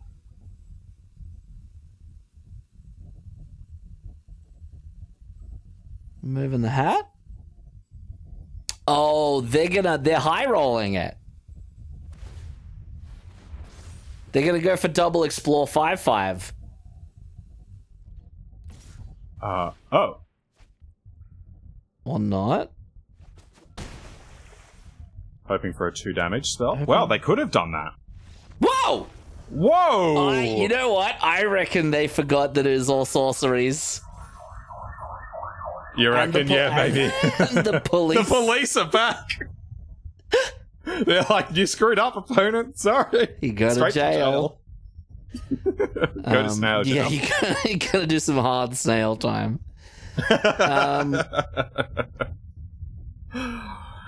Ooh, good games this week. Yeah, nice. And unlike last week, I'm not going to lose half my recording, and that means that we don't like release a video. Yeah. Good times over at the Draft Punks. You're probably like champing at the bit, finally able to get your Draft Punks fix. On a Wednesday or a Thursday, because we goofed one up, but that's the name of the game. Sometimes that happens. I mean, the software goofed it. Yeah, okay, yeah, good. Yeah, I'll blame the software. Yeah. Hey, look, sometimes we goofed it. I've goofed it multiple times, but sometimes it's just out of our control. Sometimes we goof it on like one of the more legendary videos we've ever recorded. Maybe that was the one from earlier this week, and maybe we'll just release it anyway. Yeah. Oh, yuck. No. It's a pretty good card. Removal spell, please, right now. I want it dead. It's not it, but it's close. It's a gateway to removal spells. It is a literal gateway. Well, goddamn. Yeah. Yeah. Yeah. Yeah. Well, So I probably chump breaches here, right? Yeah. I actually wholeheartedly like that agree. idea. Unless they see that line, which they don't.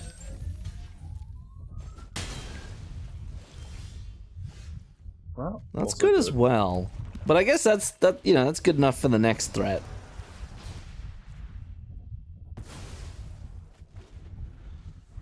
I was going to say, do you think that that this guy here is a fan of kind of early 2000s absurdist humor comics? Go on. I just thought he might be a fan of Gary Larson. Oh, I don't know that one. The Far Side? Oh, I know The Far Side. I didn't know that was his name. Okay. 6 mana. None of it blue. Well, some of it blue if you try hard. Yeah. Yeah, it's one of the better plays. Don't remove it, opponent. You bastards. Pretty rude. I would even go so far as to say unnecessary. Uncouth. Larcenize the 3. Oh. I'm just checking my mana. I could get back Echo and Chupacabra. Can you play either of them? Yeah, I can play Echo. You know what? Hell yeah. Yes.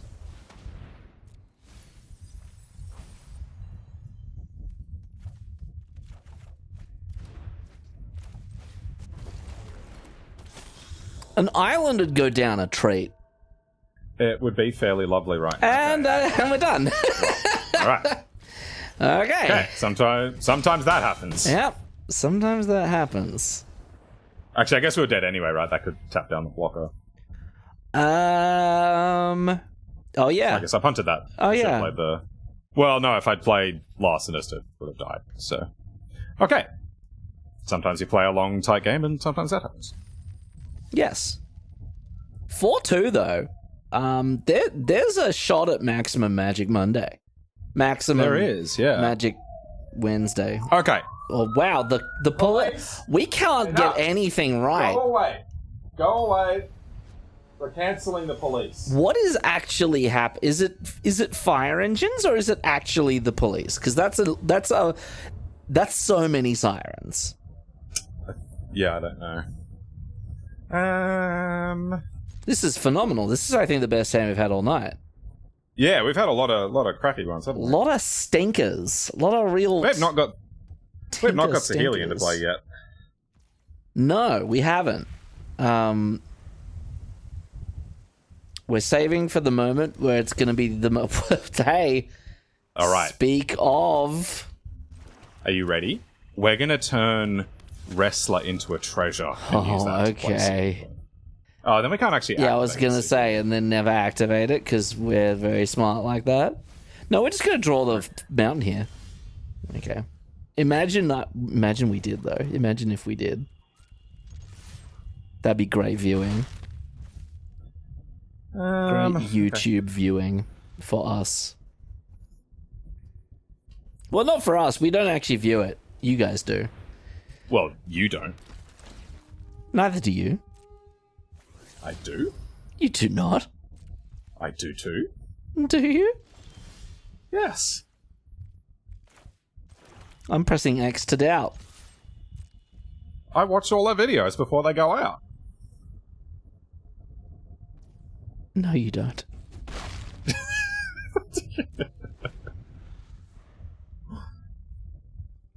Don't attempt to unlawfully engender yourself to the viewers. We've been through this many times before. You can't try to change that story now. I could try. There's nothing wrong with trying. Oh, they're so smart. Well, just lodestone it then. Opponent smells a wrestler. Yeah. They're pretty stinky. They smell pretty bad. Well, he ain't gonna be in Rush Hour 3. Just keep passing. Yes, sir. Just really make him fear that wrestler. I really want to play it so I can transform the needle. But think about all the work it's doing. Okay. Well, now we can play it. Yeah.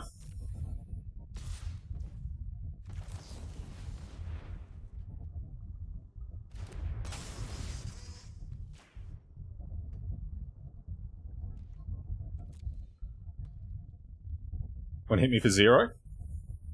Twice. Get hit for 0 twice. Oh, okay, doing the prep work.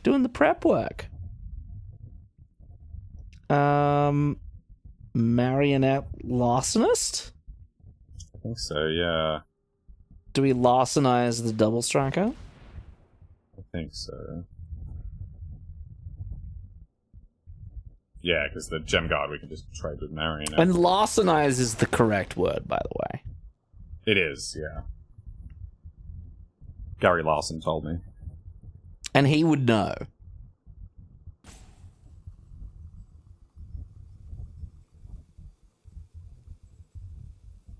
Is our opponent also doing snail time? Okay. Okay. Good. Double permanent is fine.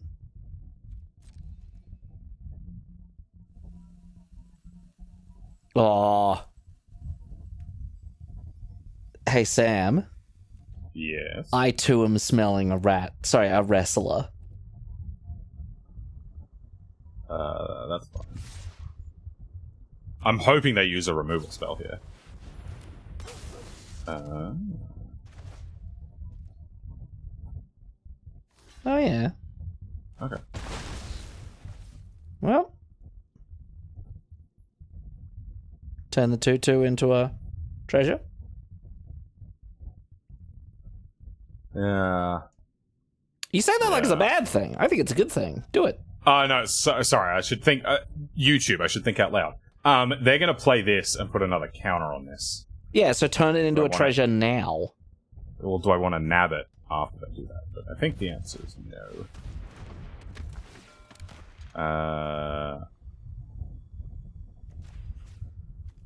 Oh, and now we can play Saheeli. Or Benthi. That's true. Even if we draw a tapped cave. Which would be good, because then we can actually get our 2 cards off of it. Yeah. So we want to draw Hidden Necropolis. Yeah. Is that the vibe we're putting out into the universe? Hidden Necropolis.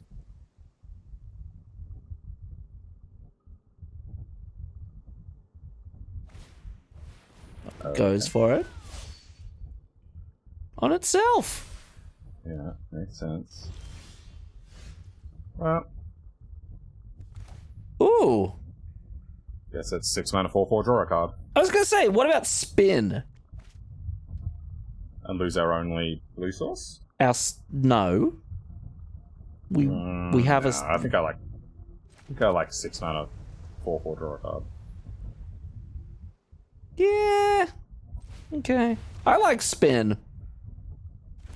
Let the wreck... Oh, we got a Death Toucher, actually. No, it's... Yeah, okay. Wow. I will put this into my hand. Attacking the air? No, because there's like 7 different kill target attacking creature cards. Oh, yeah, okay.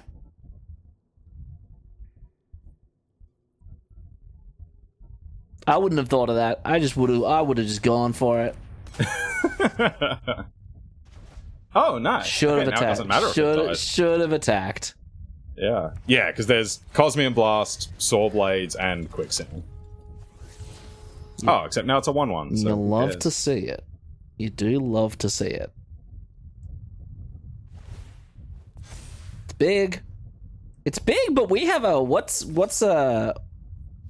7/7 to a 1/1 with Death Touch? Ineffectual. Exactly. Well, that's a big leech. It's a fairly sizable It's leech. gargantuan. Attack in the air. Yeah. Because now it doesn't matter. See? You did call it, but also, opponent just got bait spelled. Yeah. Oh, we also just got our needle back. Yeah. Yeah, that was just upside for us. Spinning. I love a spin.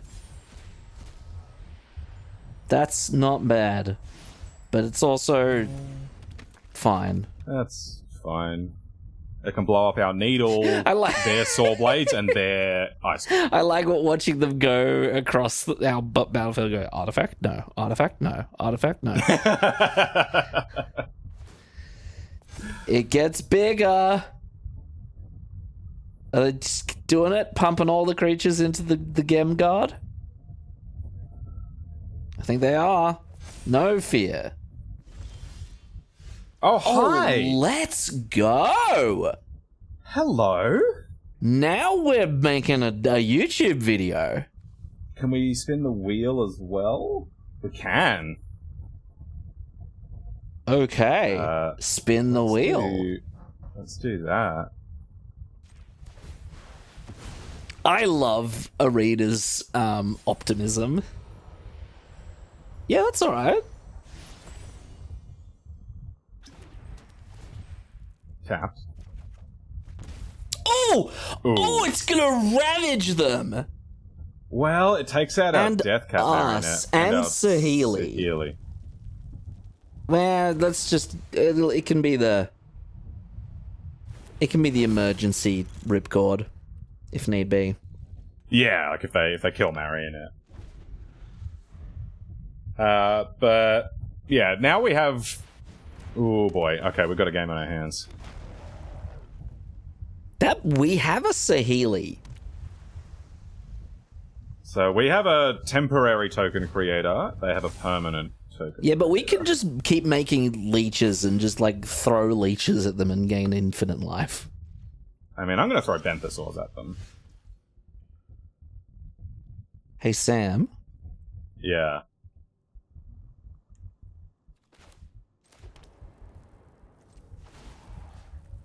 Yeah, no, that's nice.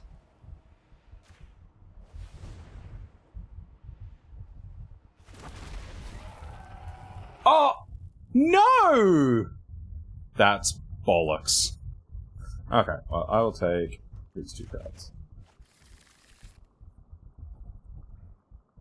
5 mana is a little too little.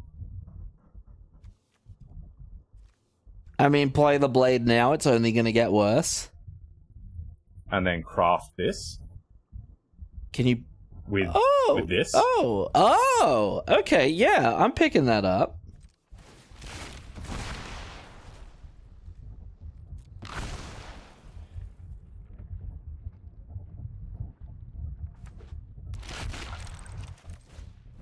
Oh, Sam? Yes. I have the game plan. Yes, hit me. We just copy Tithing Blade every single turn. I could get behind that. That's all we're doing for the rest of the game. Oh no, they're gonna blow them up because they fear it. They've seen it. They see it and they fear it.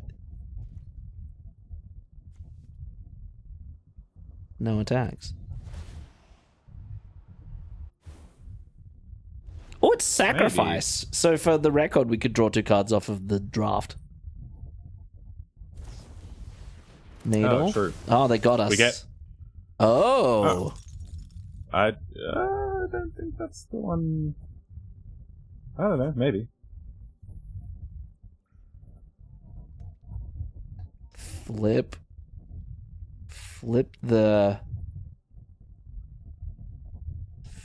They can't flip. They can't flip the guide mural.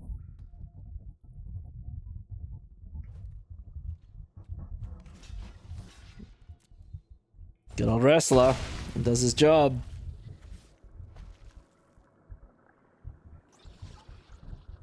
Is Dismantler a sorcery or all the time?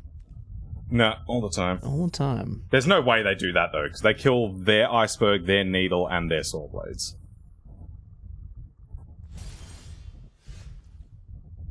I mean, I guess you just put it on the stack.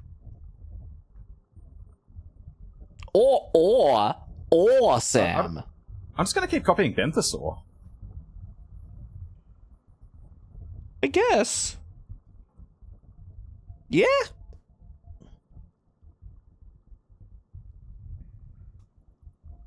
Unfortunately, I can't use them to block because of the bloody dismantler. But I'm gonna go find more cards.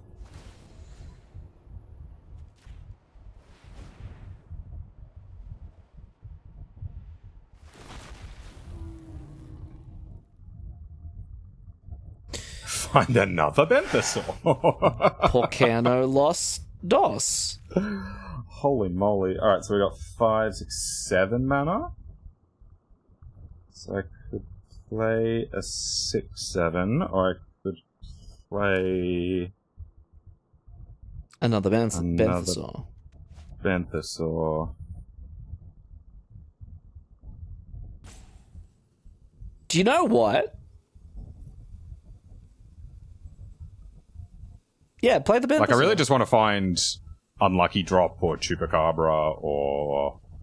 Yeah, I mean, just play the Benthesaur. Like, if we need to cop an 11, we can cop an 11, I guess. Or I'll just chump with a Benthesaur. I'll just chomp with the Benthesaur. Hey! That's pretty rude. I wouldn't have done that.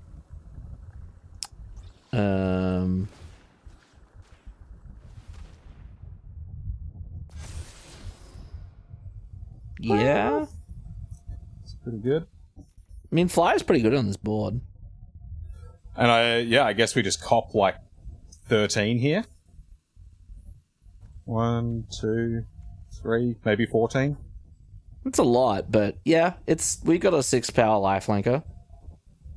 I could attack with that 6-power lifelinker. Oh! The problem is it just trades with 4/4, right? Because they put 4/4, 1/4, 2/3 in front of it. So... I guess the real big brain play would be to swing with the leech and then Eclipse. Pick up their whole board, almost. Yeah, kind of. Yeah. Lose the leech. But get rid of the dismantler, maybe? Yeah, maybe. Oh, doesn't tap anything. Okay. 11 damage. Who cares? Who cares? You got tap out? Tap out for the thing? We've got 9 mana. No touchy Saheeli. She hasn't drawn enough cards yet. Which is an interesting way of looking at the current situation, but... Alright, infinite 4/4 machine.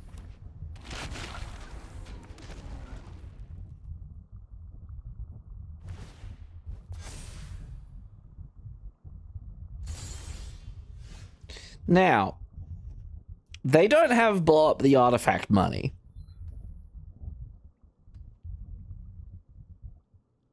I would rather draw 2 cards than edict them. So be it then. We just don't keep up with that race, right? They're making a 4/4 every turn. I guess so. I mean, fair. Well, theoretically making a 4/4 every turn, but at least, yeah. Making a 4/4 for the foreseeable future. Yeah, yeah. So... if I make a Benthesaur, I've got 7 mana after that. It's probably pretty good. I'm just thinking if I happen to draw into a way to get this off the board, then I can make tokens on their turn to chump. But...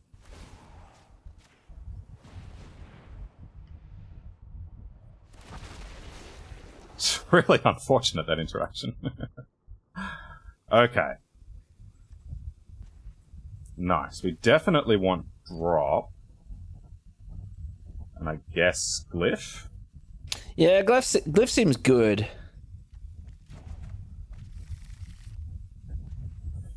What did I say? 7 mana. 4 and 3? 4 and 3. Oh, we out of blue? We are out of blue. Oh yeah, wow, we've only got 2 blue sources. Can I interest you in attack with leech? Not particularly. Okay. It just begs the question, what are we chumping with next turn?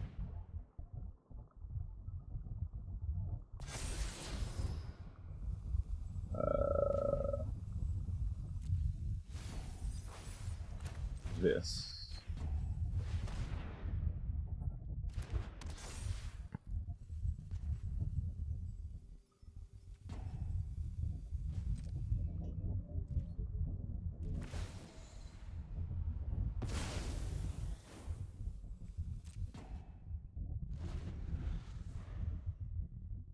Maybe I should island cycle this. I probably should, actually. Yeah?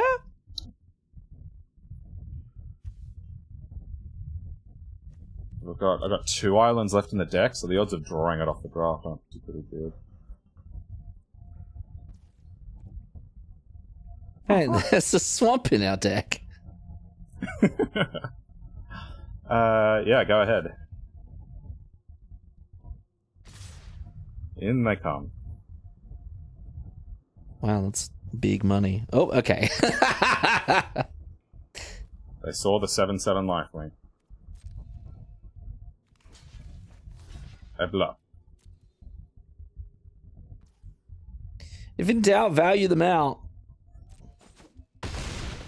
It's kind of what we're doing. At least trying to do. Do we draw then discover, or do we discover then draw?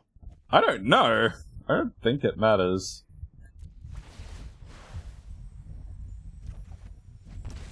Hello. Yeah, we draw then discover.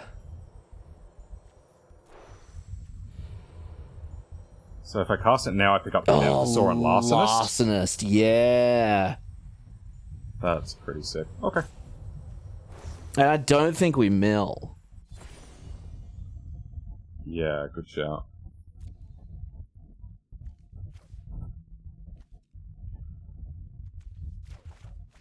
Oh yeah, speaking of which, we might want to find a win condition.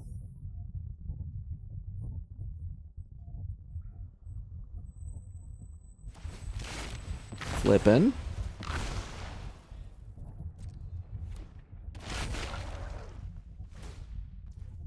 Making 4/4s.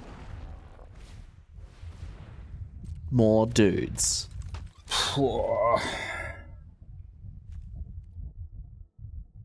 Maybe we did need that Siren. What have we got? We've got Siren and Didact Echo. And Larcenist. And Larcenist, yeah.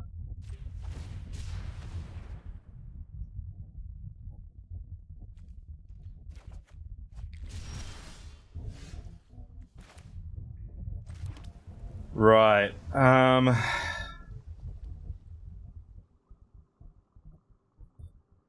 What the hell do we do here?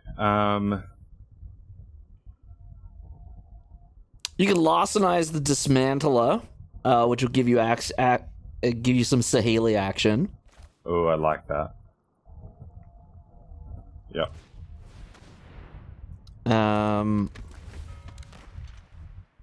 Anything that I control? Don't think so. Oh, I could hit the 4/4 factory. I don't think that matters. I think we're just going to win in the air. Yeah, because then I think we try and play out some flyers this turn.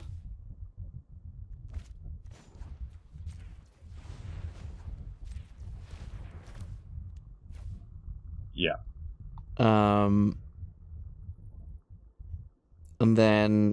And then we've got pretty good tricks next turn. Yeah.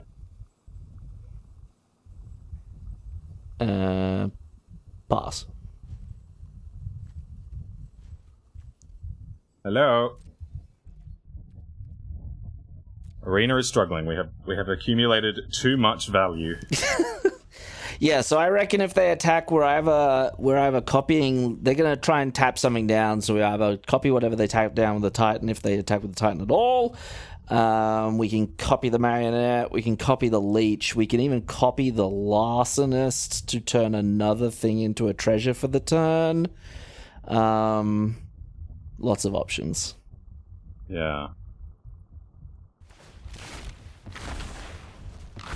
But then I think next turn is dump counters onto a flyer and try and close out the game.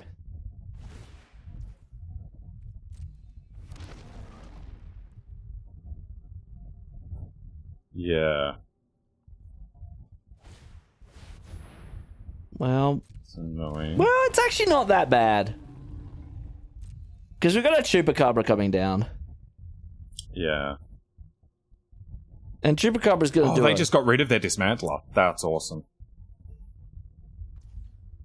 Okay, I'll let them go to attackers. Yeah.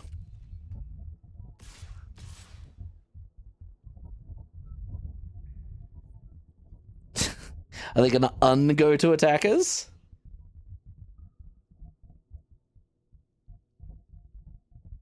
I don't think this is good for them. I don't think they've fully understood the gravity of the situation. Yeah, no attackers is best. But now we're going to totally eat their lunch. So now you copy Larcenist and eat the bird. Yeah. Still don't think I want anything I control. 5, 10, 11, 4, 4. Yeah. Well, Not going to land in hand.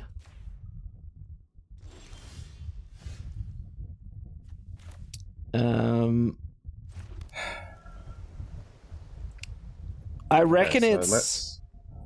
Do we have mana for counters, Chupacabra, and a copy?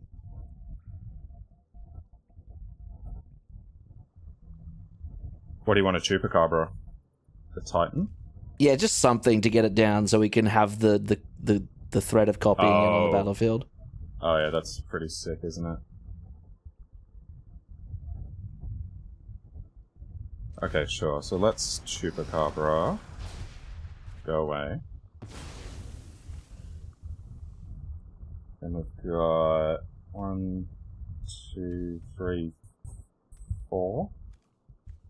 So yes, I can dump counters onto Didact and have exactly this much left over. So I guess that's what I do. They will get the bird back. I've just noticed. Fine, I can kill it. Oh, yeah. Okay, yeah, cool.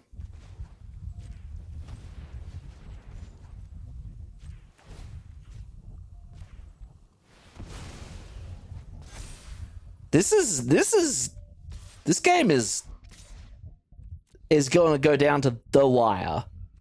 Yeah. You go to 7. Lethal in the air next turn. We've shown them a 1-turn clock. What? I passed the turn.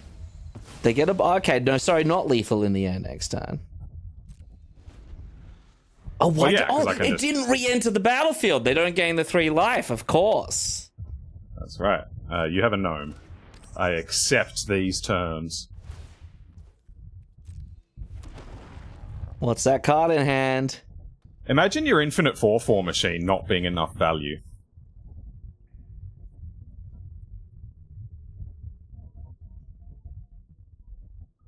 Dancing around the battlefield, mousing over the options. Now, if they go for an attack, I'm going to copy Larcenist, not Chupacabra.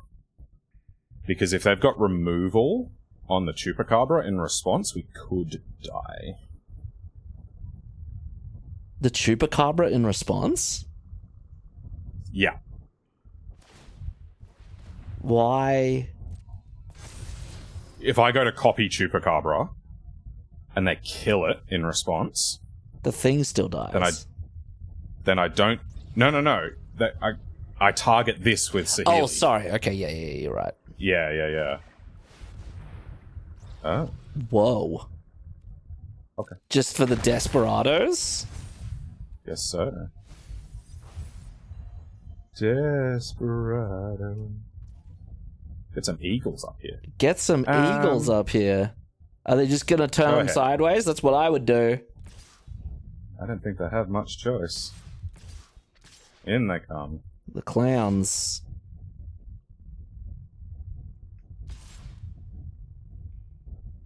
So... just everything. Makes sense. I copy Chupacabra, which kills the Sandwing. They do have a flying 4/4 iceberg. Not this. Yeah, I'll copy Chupacabra next turn to kill that. Oh, of course. Or just drop it, or whatever. True. Drop it. Drop it. Yeah, and then we've got 1, 2, 3, 4, 5 blockers. I think we're fine. Yeah, I think they've seen it.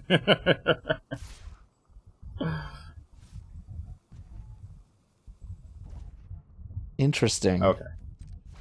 Well, I'm gonna copy this thing. Is this good? I don't know. I can't tell. Seems good. And you can block with That it. eats that. That can block the 2, 3. This blocks this.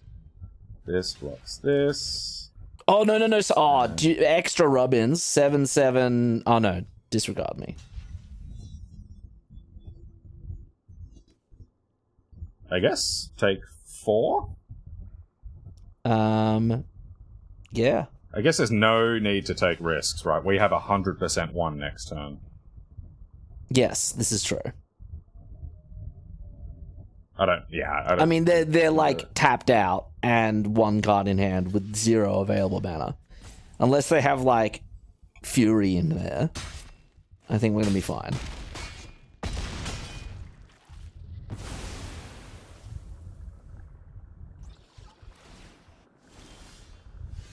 Okay.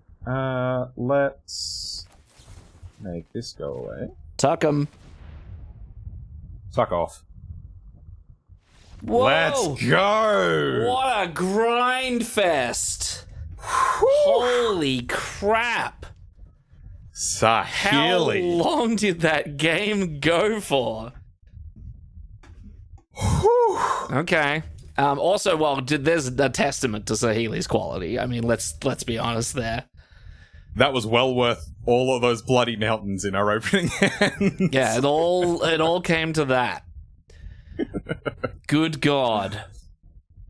Far out. How many games is that? 5-2. Oh, it's the win and into Maximum Magic Monday. Yeah, it's the music winning in. The music winning in. Oh, wow, that was a lot of magic. I'm gonna be honest, this is the sort of magic I live for. That was just incredible. Yeah, that's the kind of magic that gives me anxiety, though, because I like it when I don't give my opponent a chance to draw their bombs and outs. I like it when you give them all the chance in the world to draw whatever the hell they want, and it's not enough. Okay, so, I mean, this is fair, but I don't know. There was some turns there where it was kind of dicey. That's true. When I came back to Magic, I first got into Constructed, the first deck I built was a modern, enduring ideal prison deck. So for those that don't know, enduring ideal is 5 white, search your library for an enchantment, put it onto the battlefield. For the rest of the game, you can't play spells, but you get to copy that in your upkeep every turn. Yeah. And so you just play a deck full of prison effects, and you just slowly line them up on the board.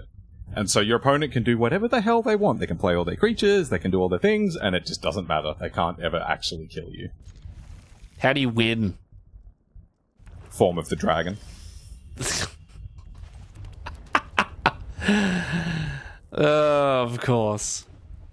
In this mono white deck, there was a single copy of Form of the Dragon, which is both win condition and prison piece. Oh, hi. Hello. And we got a red source. Asterisk. Man, I know we haven't been away from them for very long, but I want a format back with duels in every pack. Yeah. Duels in every pack. Give it to me. Are we gonna get guild gates in Ravnica? No attacks. Oh, they fear that. They fear the pog worker.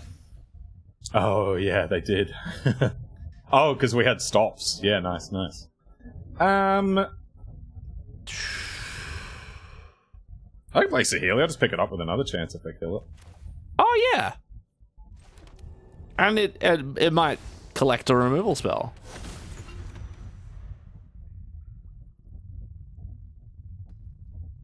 If not, it attacks for 2. Saheeli turning sideways. She does it. She does it the best. The sound of mana being tapped. Someone's casting Grape Shot. It's Bartolome. An attack? Bartolome. No attacks. Deleted the president. Okay.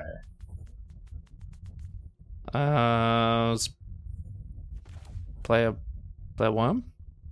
Yeah. Or play a larcenist? I don't know.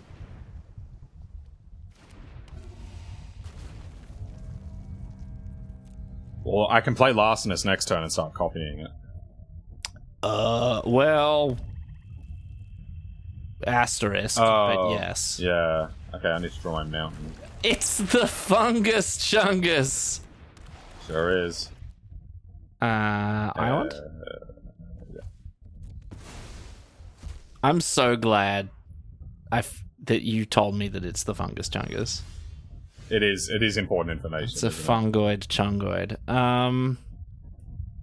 That seems pretty good, actually. Let's, Do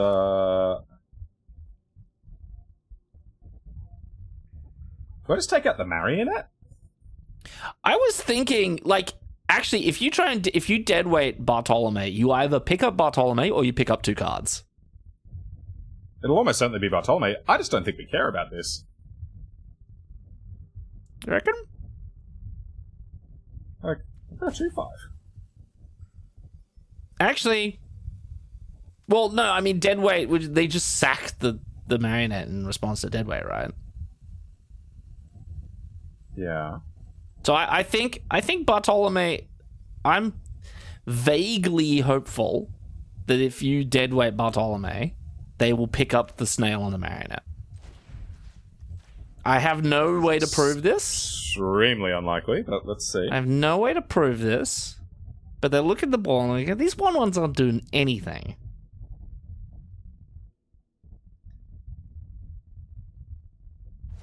Adrian's the best. Wow.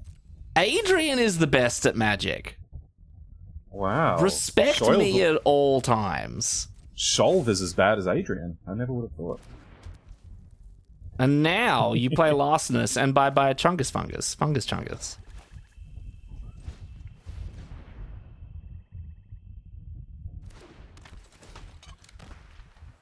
Oh yeah. That will get me every time. Didn't sack it. Oh, I guess they can sack it any time. Oh, it's an artifact. This is true. It's also a treasure. And also they might get it back if they kill Larcenist. All of these facts are true. If we can hold for one more turn. Yeah. I feel like we're holding. We're holding. What is that? They can just activate it. Oh, that's true. Okay, yep. Good. I know how to go. Ooh. We can copy the Larcenist and then turn Saheeli into a treasure to fizzle creature-based removal. And that is hot. What?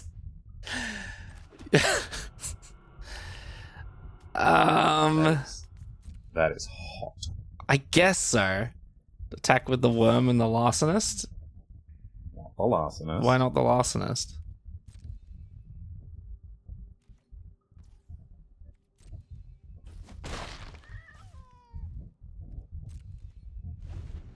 Why not the Larcenist? I possibly could have. Oh, that's unfortunate.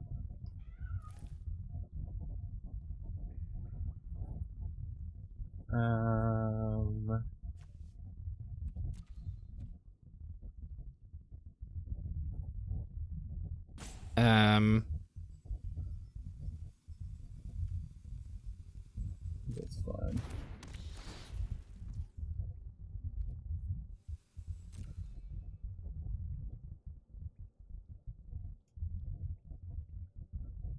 I want them to take Wrestler. I don't want to lose another chance. We might not get another chance to. Oh boy. I'm sorry, viewers. Yeah. Which is why I'm surprised you didn't play it. I guess, now that I think about it. Like, why not... Well, no, I wanted them to take this. No, but why not cast Another Chance in Response? Yeah. It might miss. It's got such high upside later if I can pick up this and this, right? I guess so. But were you ever keeping Another Chance? Maybe. Maybe. Oh, just like that?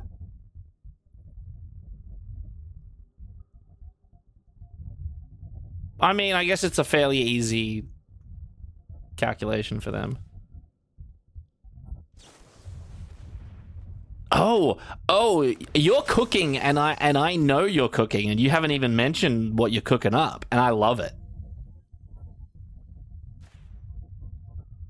I love what you're cooking, Sam. I mean, we copy Larcenist, right?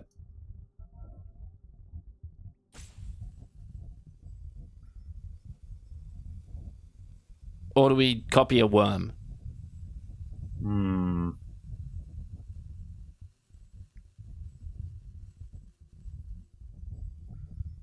I don't mind worm. I don't mind worm here.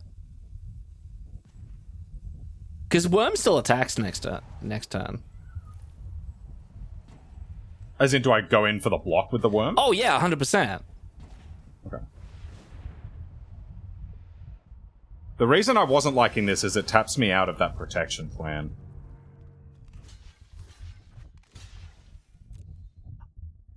I thought you were totally non-serious. I thought that was a joke. No, that's real, right? That means they can never kill Saheeli. Okay. Well.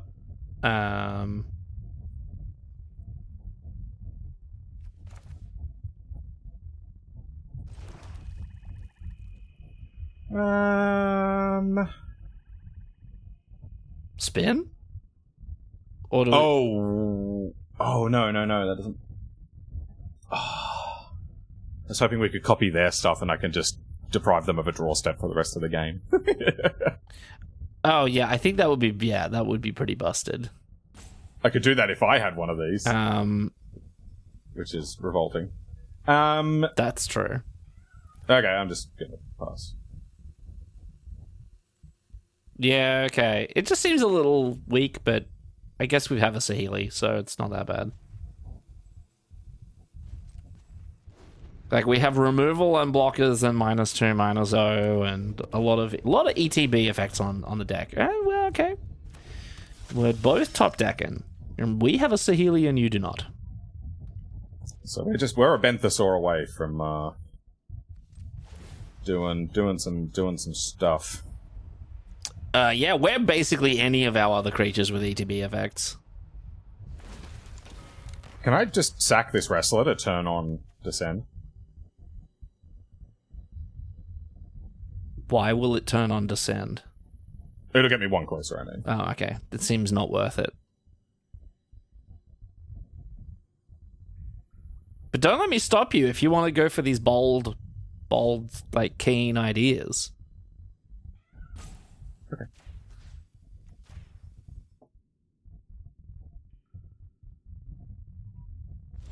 Oh no, it's alright, I can do it now. This could even pay red mana to activate Saheeli again. Oh, and actually, I could crack a thingy. Oh, okay, yeah, let's crack a thingy. Right? That works.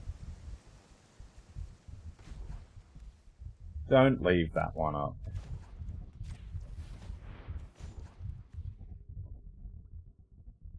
Yeah. Chupacabra? Well, I'll take it. That's pretty good as well. Go away.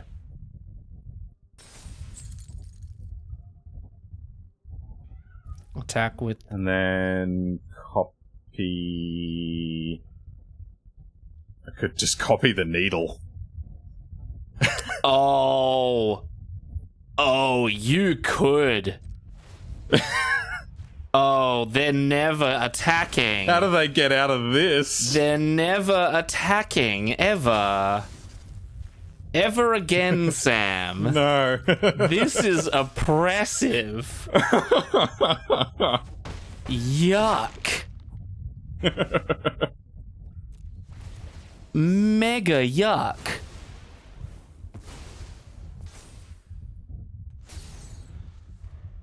Alright, did you draw removal?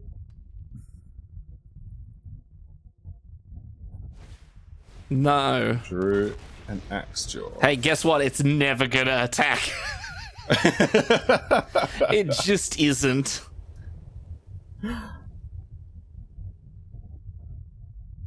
Yeah.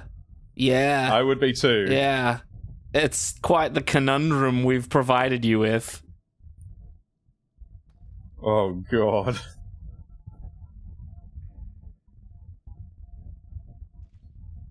What happens if I craft a token?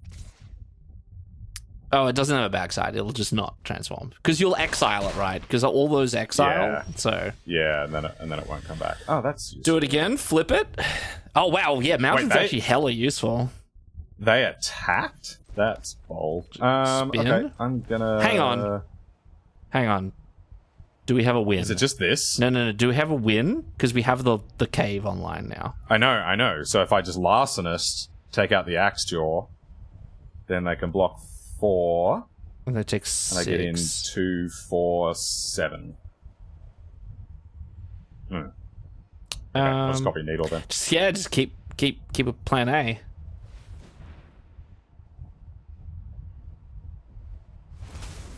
This is disgusting. Animation.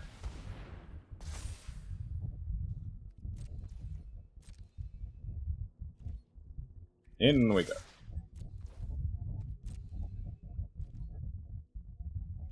Yep.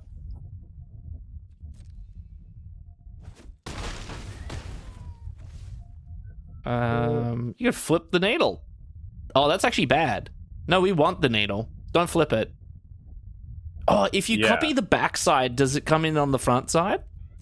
Probably not. I don't know. I want to find out. Yeah, just pass. That'll do.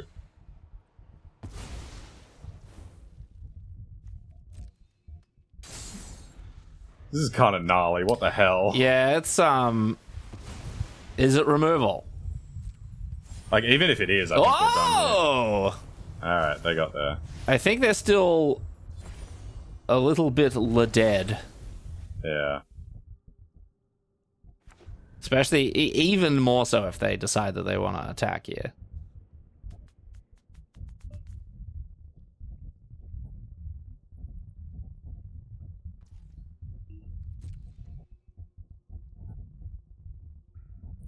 Thinking. Maybe I want to attack. Opponent dead now? Sir, I think you are dead. Opponent dead now? I think opponent dead now. I also think opponent dead now. Well, and there's also that. Well, poor Kano lost us, Sam. Yeah, okay. Hey, look, you know that thing that's been tapping all of your creatures all game? What if it hit you square in the face? Yeah. Okay, yeah. What an absolute bollocking. Yeah. I like how there was a moment where we played the Lodestone Needle, like, oh, what should we do? What should we do? And then it dawned on us. How about all your Damn. stuff? Never do anything again. No. Oh, Sam, we did it. Hey! Play it.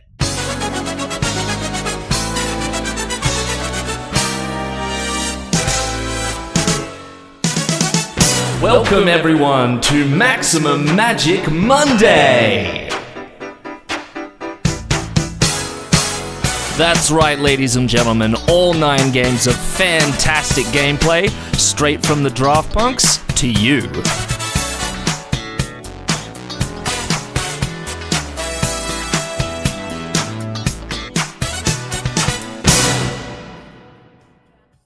Okay. Vindicated. Can we 7-2 with this absolute legend of a deck? Oh, I hope so. This is performing better than most of my caves decks. Do you know why? Do you know why? It's because you're here. No, it's Saheeli. It's Saheeli. Oh, that's true. I mean, our first N games where N is 3 minus the number of games we just played. All of them didn't have Saheeli feature, and the last 2 just did, and she won both games single-handedly. Yeah. Wow. I wouldn't say single-handedly. Wow. She won that one single-handedly. I mean, if you just play a Saheeli on its own, she can't really win on her own. Needs equipment and tools. She needs tools to do her work. That's true. Whoa, Spider-Man meme.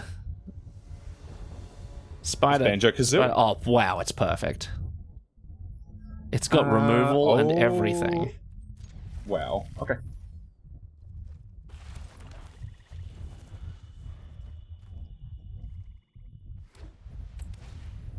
Okay.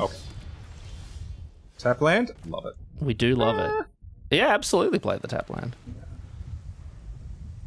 In what world were you not going to... Oh, did you want to threaten the...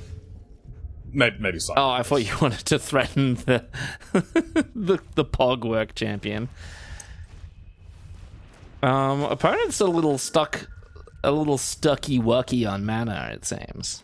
No, they're not. They're just doing the thing we're doing. Are you ready to get blasted in a most Cosmium-like fashion? Yes.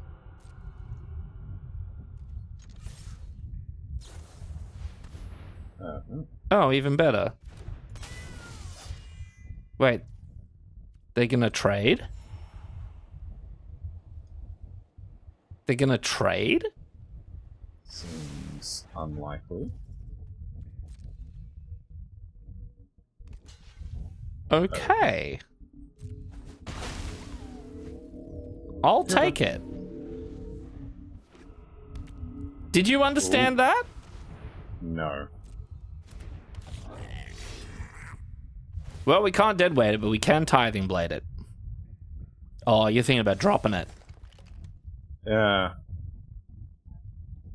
think I want to. Yeah, it does use the mana. I do like it.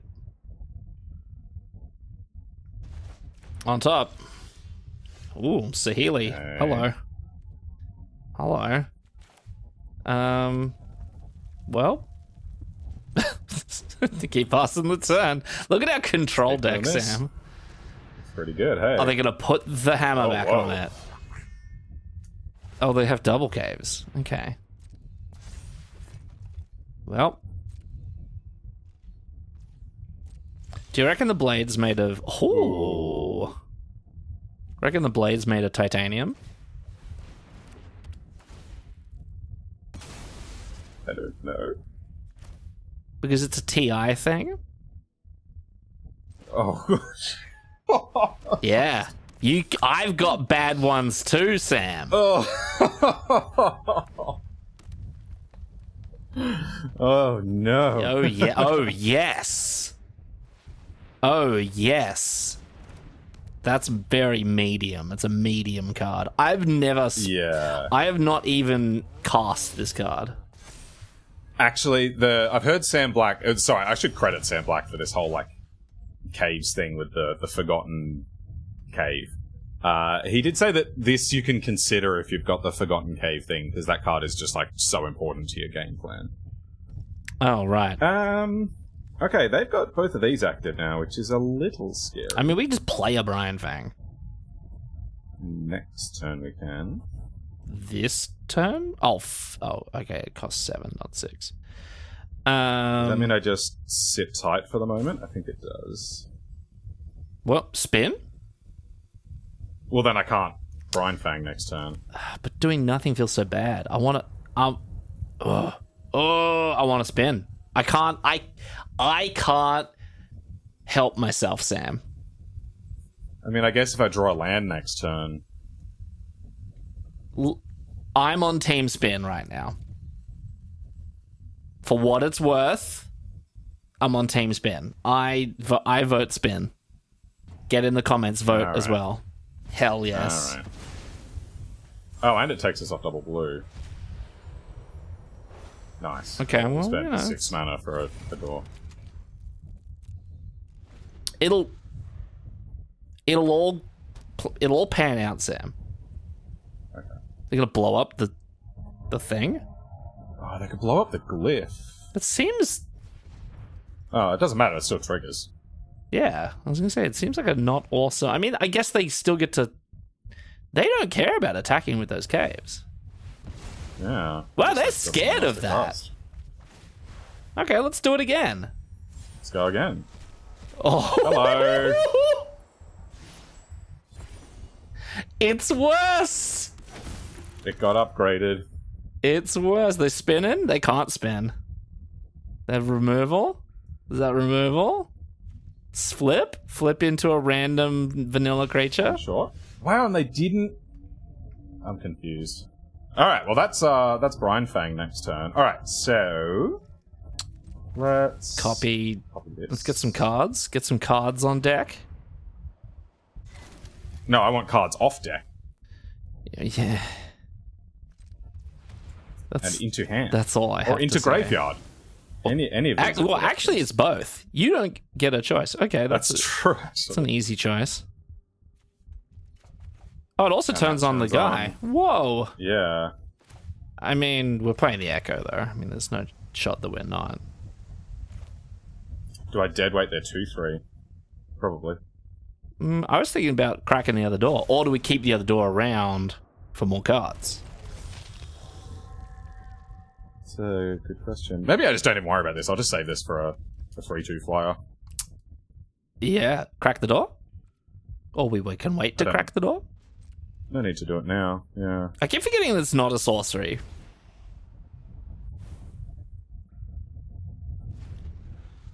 Well, I guess next turn we're casting Brian Fang, and then from that point we will. Oh no! The video is over. No, it just kills the Echo. I guess. 5 mana, kill Echo. I think we're fine here. I just don't know how we survive a flipping of that, though. We will. We've got heaps of removal. I think we are all good. Okay. Because we're not attacking, right? I guess so. I actually think this is about the most fine I've ever been against this stupid card. I will take another chance. I'm gonna play a 6/7. Yeah. Yeah, Ward 3.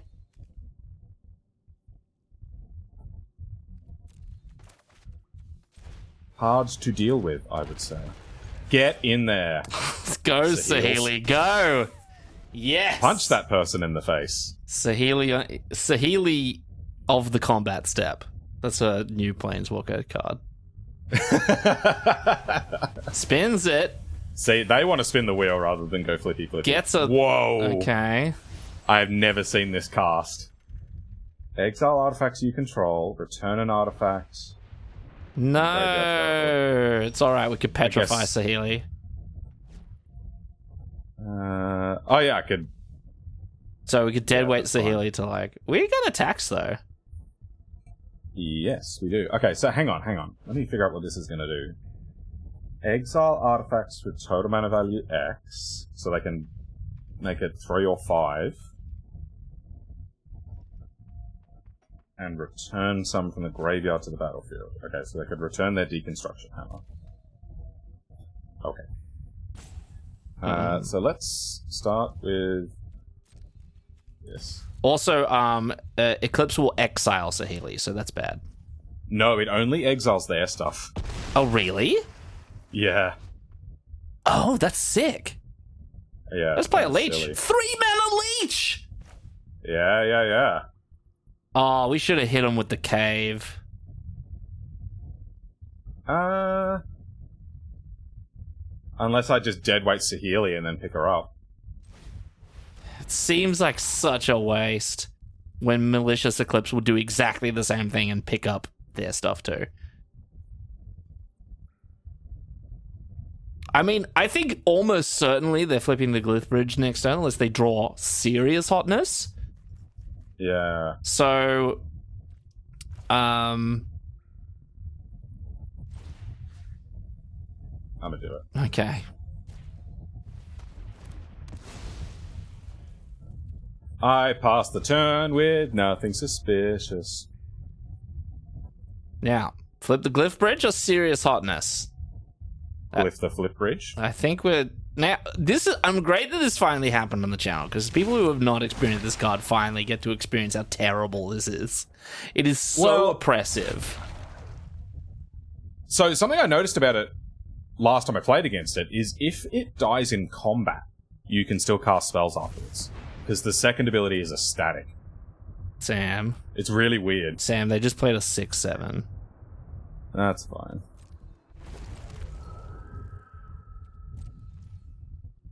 Alright. I would like to find a Chupacabra. Alright, so let's get back to Healy. And...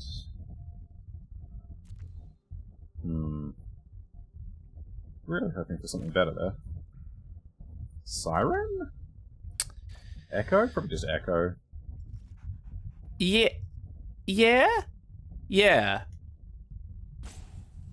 Echo. Yeah, Echo. Yeah. I think Yeet. That's what I think. I think Yeet. I think you just slam our creatures into them. If they take, like, the safe, like, the maximum value option, which is eat the leech, take the 6. Yeah. We Malicious Eclipse, get rid of We can't cast spells if we attack. Oh, fine. I'm just gonna play spells this turn. Okay. I hate this card. I do too. I actually really, really quite hate it. But we're actually in a pretty good position against it, relatively speaking. I guess.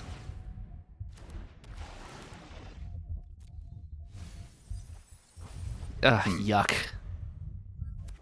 That's why I don't like self-mill, Sam. I noticed you didn't complain in any of the other games. Oh, they just cast it? Love it.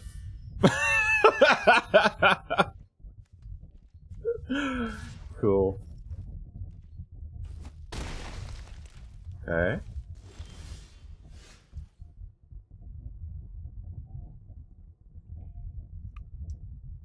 Does the token have haste? Yeah. Copy a leech. Swing with the leech. No, don't Oh, cast you a want spell. I'm gonna copy a leech. Yeah, just race them. Because that's 13 points of lifelink we're gonna get. We're gonna go to 23. How on earth do we race them?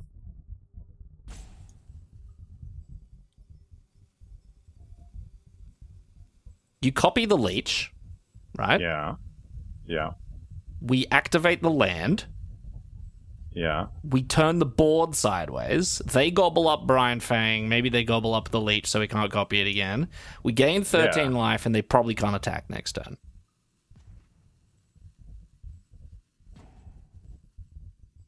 And neither can we. I think that's just suiciding our leech. Oh, okay.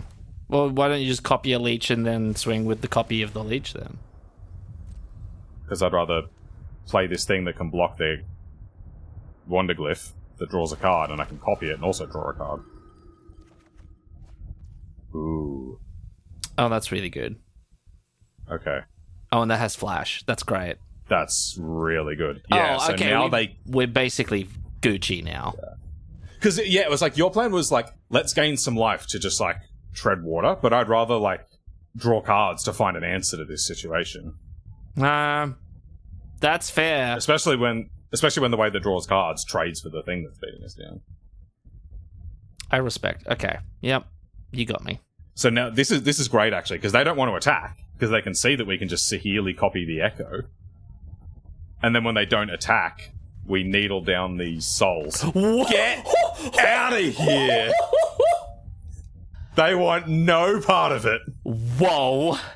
No part of it. Concedes on 20 with a Wonderglyph and a Souls of the Lost. What I would consider the best card in the set. Flipped. And a 2-mana 7/8. And they're just like, no. This is impossible. I cannot beat this. And they didn't even see the needle. I would have conceded to the needle. Can Sneedle? Can Sneedle. Okay, time to leave. Can Sneedle.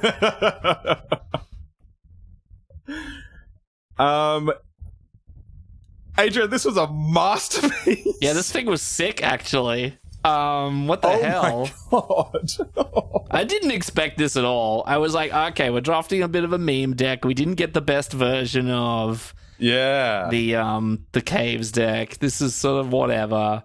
I will chalk that up. That being said, those last 3 games are all Sahili. Yeah, she did pretty heavy work. It's just disgusting.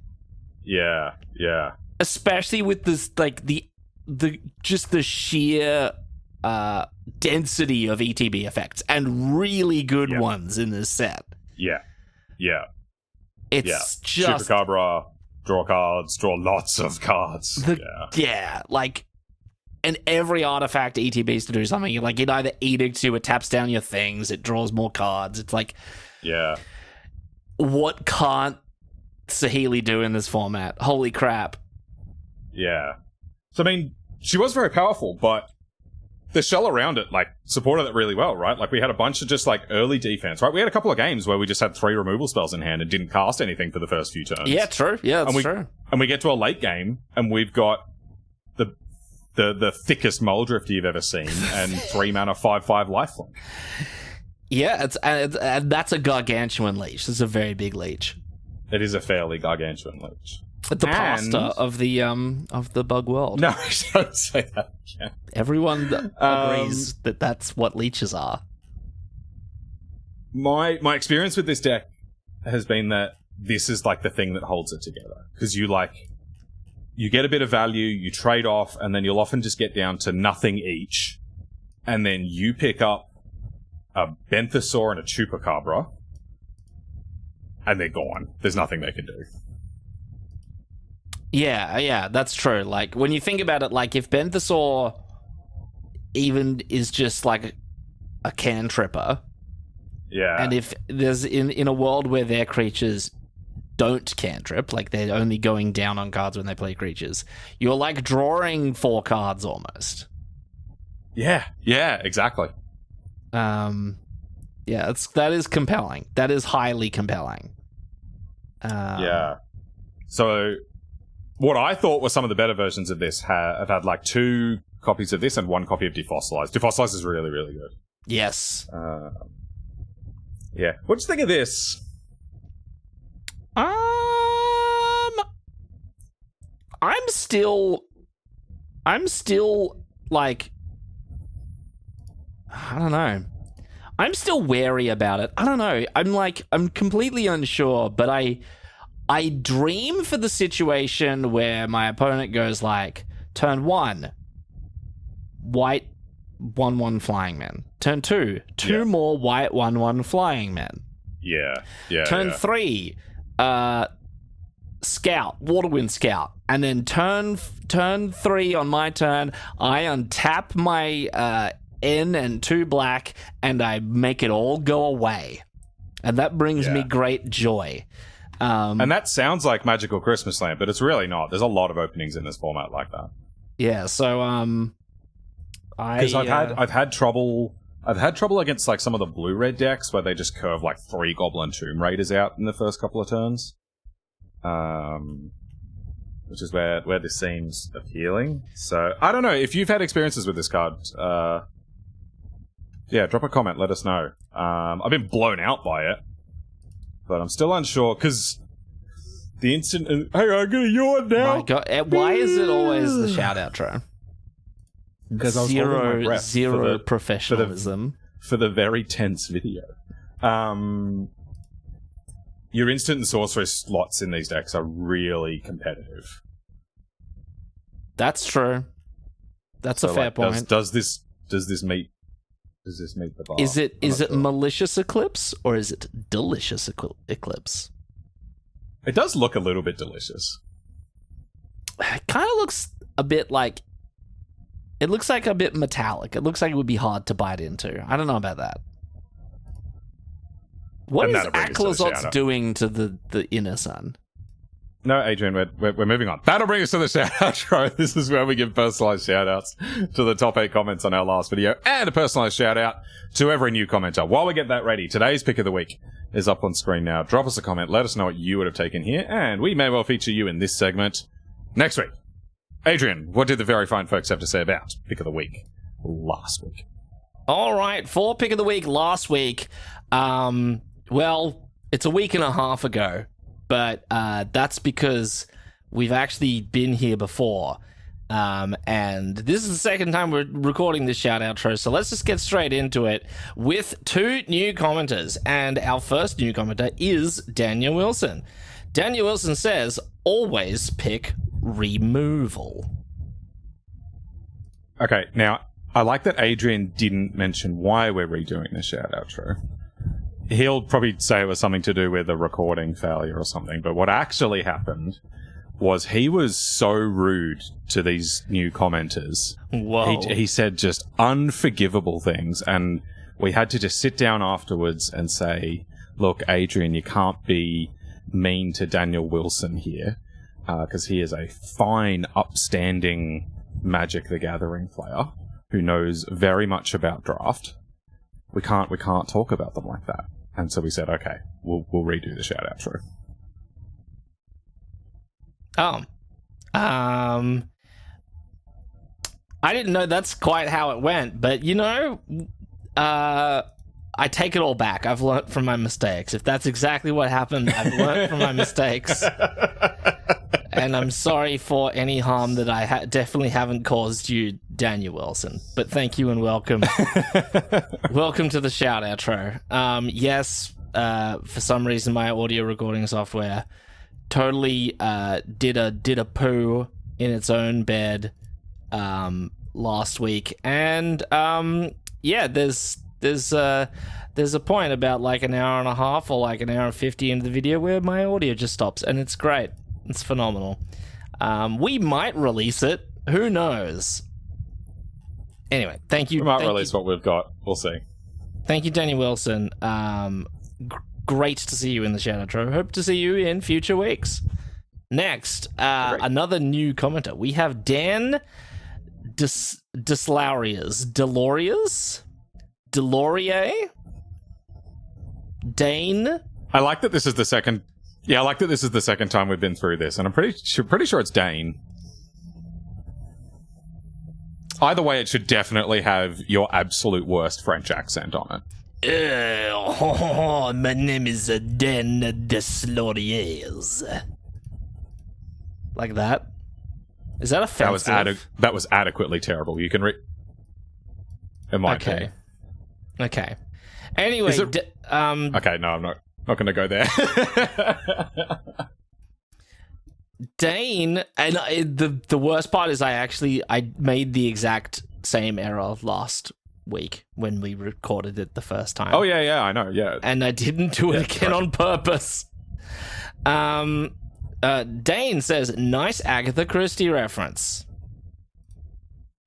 Close. And I like that Dane jumped in on this one. It was Jules Verne, which also maybe not pronounced correctly. The author of Around the World in 80 Days. Passepartout was...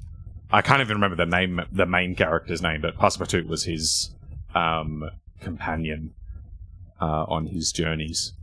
I think that might be actually the only thing I remember about Around the World in 80 Days, just because Passepartout is a fantastic name. Yeah, well, you're not trying to Passepartout your horn here, are you? No, I was just hoping it would pass you by. Oh. Well, thank you, Dane, and thank you for commenting, and thank you, me, for getting your name wrong in the exact same way 2 weeks apart. Fantastic. Go me. As a reply, can you please leave an audio comment? You can email it to us if you want, saying Adrian's name with the worst Australian accent. That'd be great. That would be great. That'd be awesome. I would love that. And anyway, thank you, Dane. Thank you, new commenters in general. On to the top 8. We have firstly got Marty B. Marty B is back, and Marty B says, thanks for playing this deck. It was everything I hoped for. Me too. Yeah, that was very, very cool. Yes, it was grim. It was captain. We flipped him twice. It was magical. Everything about it was great. We put a patently unplayable card in the deck, but that's all right. No, I don't think so. Actually, I think the Throne of the Grim Captain is actually quite good. I've done it multiple times since then, actually, and I legitimately think it's good. The big level up for me was realizing that the black land cycling dinosaur, the Spike Tail, is that what it's called? That's the Mondo combo. Because you exile, it's a dinosaur obviously, so you exile it with the captain. Then when the captain attacks for the first time, you put that in and make the captain indestructible. Oh yeah. Okay, yep. Because the big problem that we found, and that I found since then, is that it always happens late enough in the game that the opponent just has a giant board of ground idiots, and like most games in this format, the ground just gets gummed up. And so they just double block the Grim Captain, and he dies. So yeah, having the Spike Tail is kind of huge, because it just guarantees a 9-life swing, and they probably have to double block it to survive. And so then on the second, that's just enough value on its own, and then you can pretty easily take over with one more attack. So yeah, I've quite liked it, and that's been that card has been a pretty big key for me. Okay, yes. I mean, I was talking about the Waterlogged Hulk, but anyway. Thank you, Marty B, for commenting. Hope to see you in future videos. And, yeah, just don't stop. Whatever you do not stop. Thank you. Next up, we got Roman the Flash. And Roman says, impressed you flipped the throne twice, although I think in the last game you needed to be attacking a lot earlier with the 6-7. Nice achievement for flipping twice. See, when I left my real estate agent's office most recently, I didn't get congratulated then for flipping them twice. But I get congratulated here. So nice. I don't understand this inconsistency. We flipped it twice.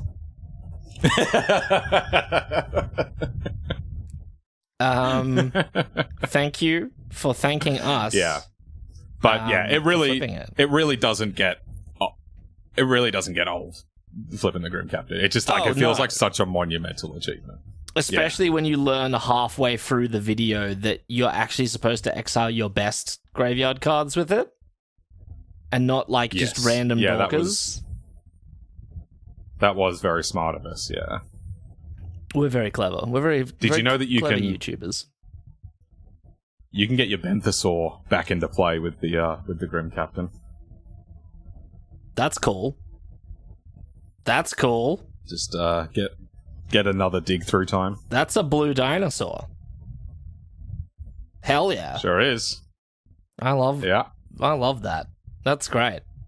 Yeah. Very cool. So, thank you, Roman. You are great, actually. You also are great. So thank you very much. Next up, we got David Cobb. And this is where we begin the topic of today. And I bet you're thinking, it's like, if this is a topic, they had to do it before. Yep. We did like a whole half-hour section of last video where we did this. So we're not going to do that again, but we'll probably have a little bit of a discussion or an Adrian... I know, just an Adrian standing atop a mountain yelling loudly. And David Cobb says, I do agree with Adrian. Thank you, David Cobb, for that. It's very nice. We do like that. Not a good start. Yeah, I'd actually say that's the best start. That's the best start. I do agree with Adrian. Basics are fixing, and I avoid self-mill. As do I, David. I avoid it. Look, 1 out of 3. It's a little bit below David's average, but I guess they can't all be winners. Whoa. All right. Do we give the abridged self-mill? I figured we'd sort of like we'd fill up the self-mill balloon and we let out a little bit every time there's a comment that references it. Okay. All right. Yeah. Just the occasional self-mill fart. Yeah. Like a squeak. Yeah. Look, it probably is for the best that the original self-mill argument is now lost to time. It got a little heated at times, to say the least. Adrian started shouting, called me a shill for Big Mill. I called him an idiot in search of a village. Like it got very nasty. But the kind of basic points that we were getting across, that one of us was getting across, was that cards in your graveyard are a resource that you have access to. Sometimes. Like if you think in this set there is... Hang on, let me talk. Shh. Idiot in search of a village.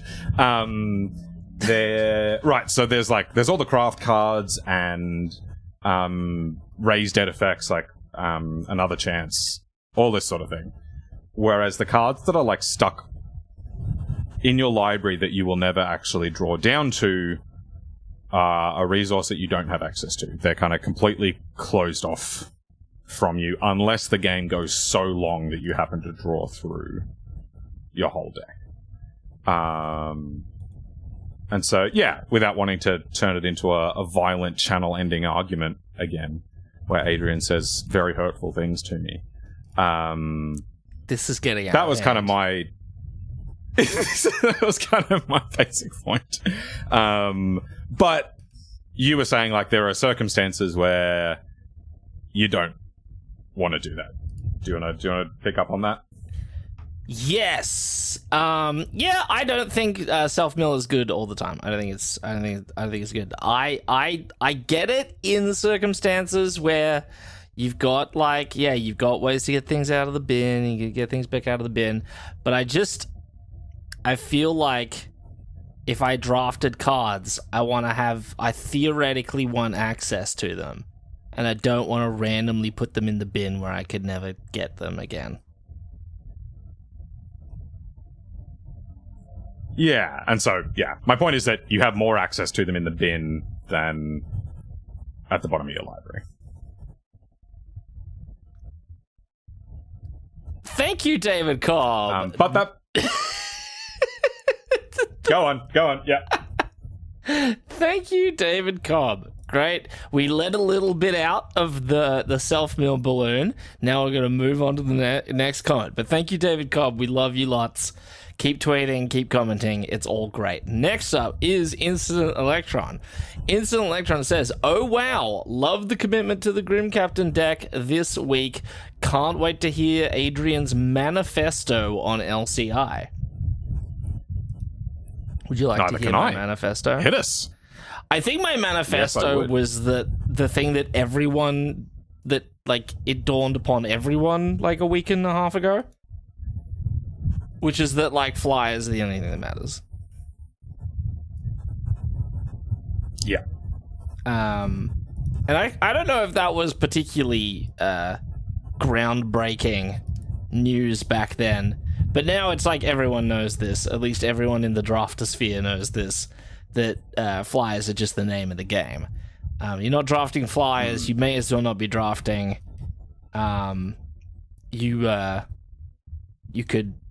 You could draft playing cards out of a deck of playing cards.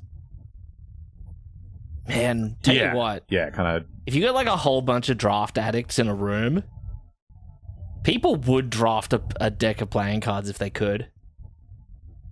People are like, oh yeah, I'm really spec'd into hearts on this one. All of the high pick hearts I picked early. Better than Blank Commander. Whoa.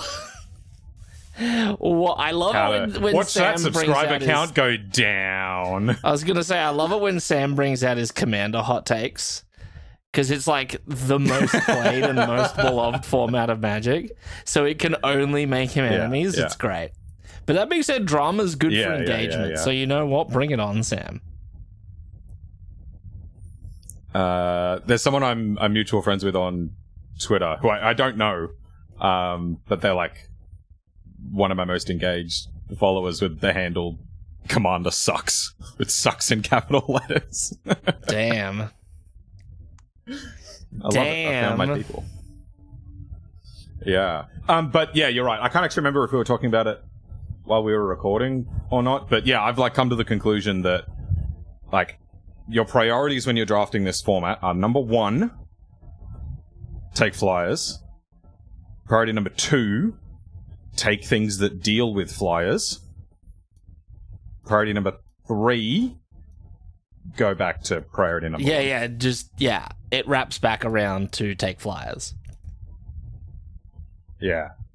And like it doesn't mean like, I mean, in this deck we didn't have that many flyers, but all of our removal was kind of reserved for flyers. That's what it's there for. Which is why things like what's it called? Song of Stupefaction is way better than it would be in a normal format, because you whack it on their flyer, and that's the problem dealt with. All of the random ground idiots just don't matter. And you should really try to avoid using removal on them if you can. Yep. So, yeah. I started winning a lot more when I stopped, like, worrying about random ground combats. Like, they double block your guy and you're like, ooh, I can use my removal spell here and get like a really good exchange. And that's normally how we play Limited. Now I've just learned to just accept random ground-based combat, as long as it's not atrocious for you. And then just save all of that interaction for the flyers. Damn, what a world we live in. Like, who would have thought that inside, under the ground, in the caverns, the flyers would be king? Who knows? Who knew? Yeah. But anyway, thank you, Instant Electron. Thank you very much for commenting. We'd love it when you do. Next up, we have got Lee Walmer, and Lee Walmer says, pick of the week is that expensive removal. I'm pretty high on flying creatures in this set, more than usual, huh?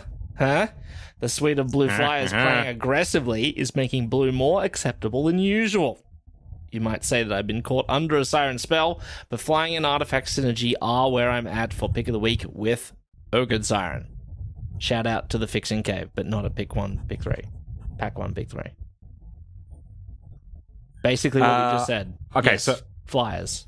Yeah, but I like this because this video that we just did, that has produced like a 7-hour video with a bunch of games that went for at least 3 days, we can convince Lee that this was an aggro deck because we had this Oetic Glyph. We had some aggro starts. We were beating people down with that 5/4. No, it was a combo deck. He doesn't like those either. We need to convince him it's an aggro No, deck. I reckon Lee likes a good combo deck.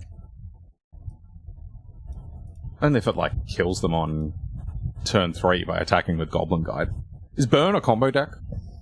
Yeah, you combo your burn spells with their life total to kill them. That's a combo. Lee then says, and get the balloon ready, I'm with Adrian. Oh no. We love it. We love it. Blind self-mill is bad. I'll take Surveil any day of the week, but just RNG, throw them in the bin is wasteful. Unearth, Innistrad, flip mechanics, etc. incrementally changes it, but blind self-mill is almost as low as control on my enjoyment scale. You know what, Lee? I agree. Yeah, and so this was one thing that we talked about a little bit last time, in that a lot of people, Adrian included, really just don't like it, in that it just feels bad. And, you know, especially when it's like your best card that happens to go off the top and into the bin, or even if it's not, like, it, because I think to you it feels like you've just lost those cards that you self-built. Well, in a deck that has no way to get them back, you did. And if that's you, and you just, it doesn't make you feel good, and you play Magic to make the happy chemicals happen, don't let anything I say stop that. Like, if your goal is just enjoy yourself while you're playing Magic, that's totally fine. But strategically, it's almost always beneficial.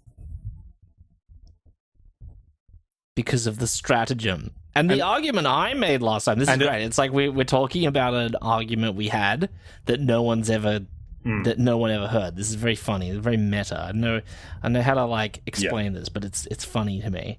What I said last time is that, what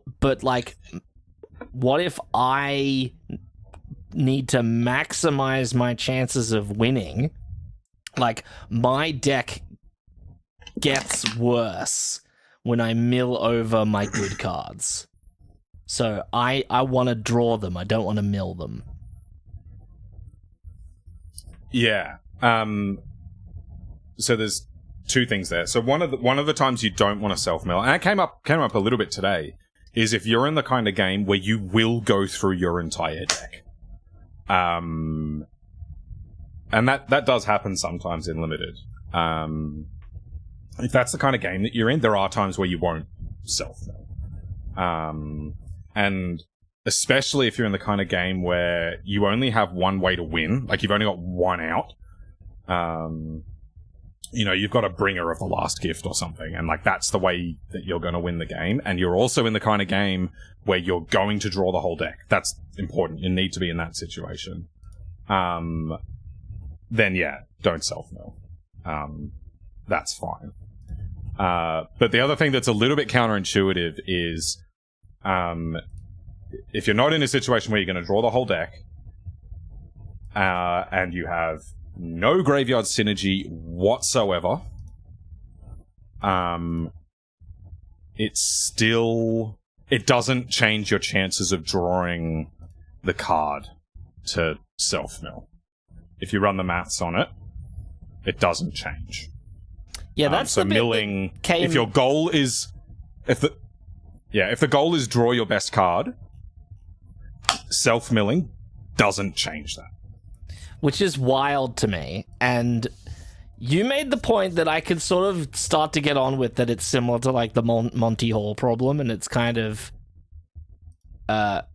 counterintuitive. But like, I still feel that like, if I have a deck full of cards, some of those cards are good and really help my game plan, and heighten my chances of winning. I want to maximize my chance of being able to have access to them by leaving them in the deck and not milling. Yeah. And so that's part of... Some of you might be familiar with the concept called loss aversion, which is how humans are... Most humans are hardwired to value a loss more than the equivalent gain. So, like, if you went to someone and said, I'm going to flip a coin, and if you win, I'll give you $20, but if I win, you have to give me $20. Most people don't take that deal. But then you say, oh, okay, we're going to flip a coin. If you win, I'll give you $21, but if I win, you only have to give me $20. Then mathematically, that's a net positive for you.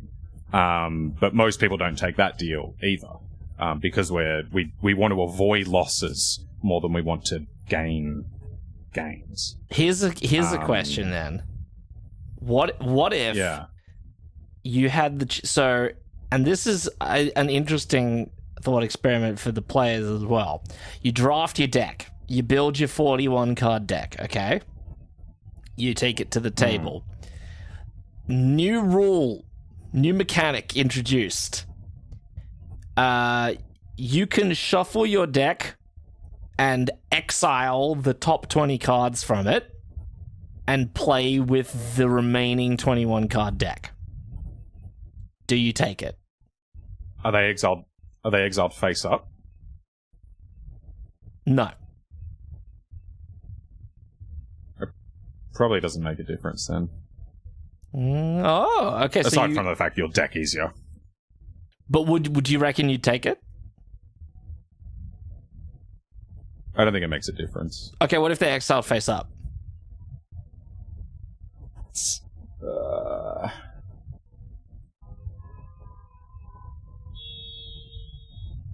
Good question. It probably still doesn't make a difference.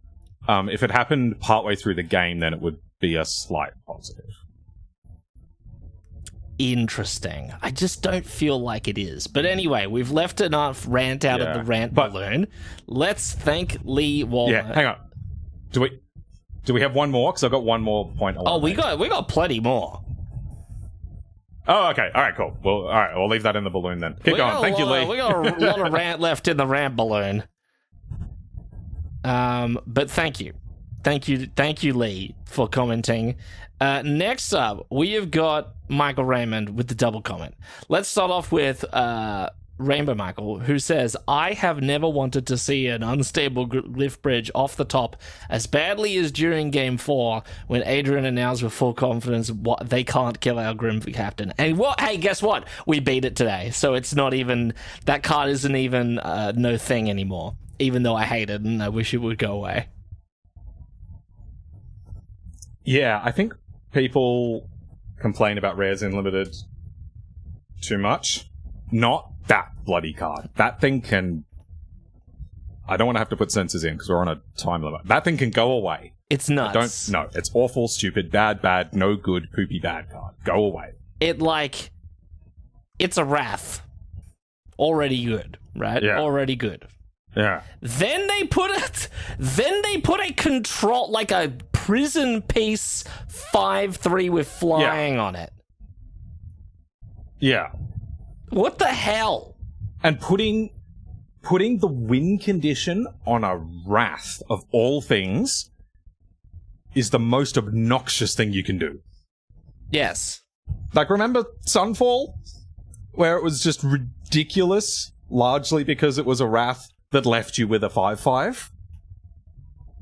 Sometimes Look at even this more. Thing! Oh, just... Not only I hate it. does it have 5 power, but it is evasive, and it makes them not able to play the game very good. Yeah, it's a fast win condition that paralyzes them after you've wrathed them. It's stupid. Yeah, it's really, really obnoxious. I don't like it. It's bad. And one of the annoying things about this format is you're really incentivized to commit to the board.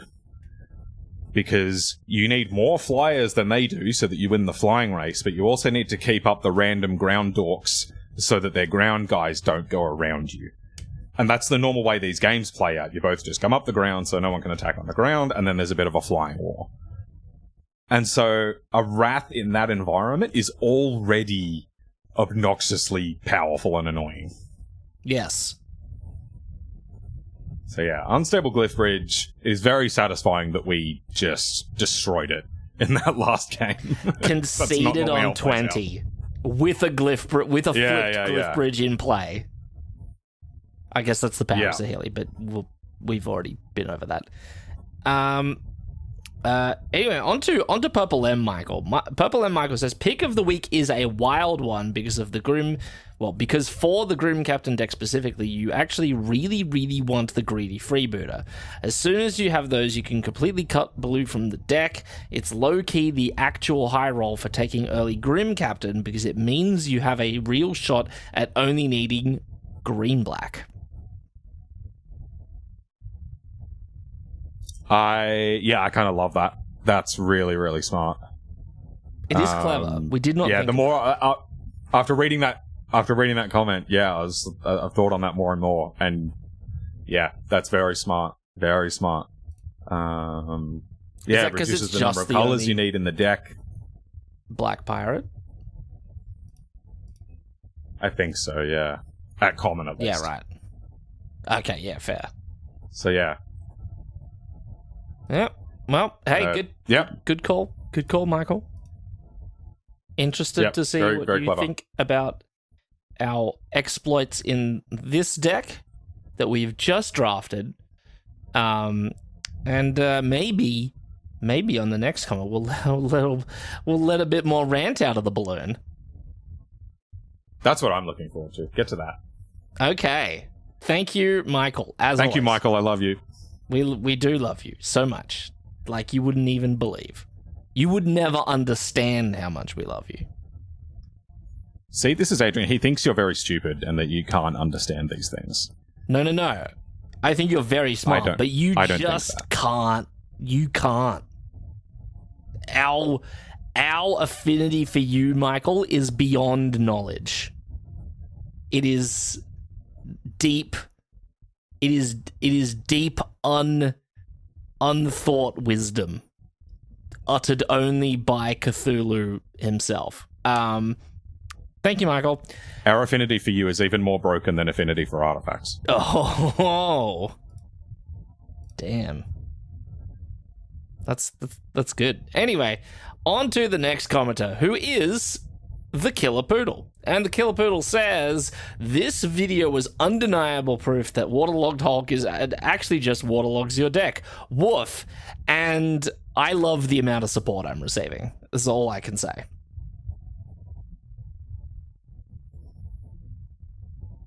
I actually haven't played much with the Hulk because you bully me and don't let me take it, so I can't actually comment on that particular card. Do you want to let a little bit more gas out of the rant bag? Yes. Okay. Let's go back to there was an analogy that you gave me that I really liked. And so I want to present that again. So you said I'm going to give you 7 chocolate bars. Oh, and yeah, one of them has one of them has the golden ticket in it. Yeah, you get to go to Willy Wonka's factory. And so, yeah. And so you said, I'm presenting you these chocolate bars. Now you have the option to just remove one of them at random. From the pile. Could be the one with the ticket, could be... Yeah. Could be a regular one, could be the one with the golden ticket. You don't know. Just remove one of them at random. And I said, doesn't make any difference. None at all. And I said, nonsense, Samuel. Nonsense. Yeah. You're talking hogwash. Yeah. So how do I go to Willy Wonka's factory if the ticket's in the bin, I've just thrown it away. I can never go now. But if I pick from a 1 in 7, I still have a chance of going. Yeah. Yeah. Okay, so let me hit you with this one. What if we removed 2 at random? That's feral. That's make a difference? That's worse. Okay. What if we removed 3 at random? It's getting worse. Getting worse? Okay, let's continue that trend. You're a madman. You will never see Augustus Gloop get sucked up the chocolate tube. He was a big fat stinking nincompoop. I don't think it matters. Whoa. Don't blame me. That's in the Oompa Loompa song. Okay, that is a fair point. Okay. All right, so let's continue that trend. What if we remove 6 of them? Insane. Is it? Think about it. Okay, I kind of see what you're doing now. I've now seen what's happened here. I just... Yeah, because I guess you still only pick 1. Yeah. Okay, yeah, you've And so, if you start with 7 and you pick 1 at random... Yeah. Great. If you start with 7 and 6 of them get removed, then you're picking 1 at random. It's the same thing. It's the same thing. You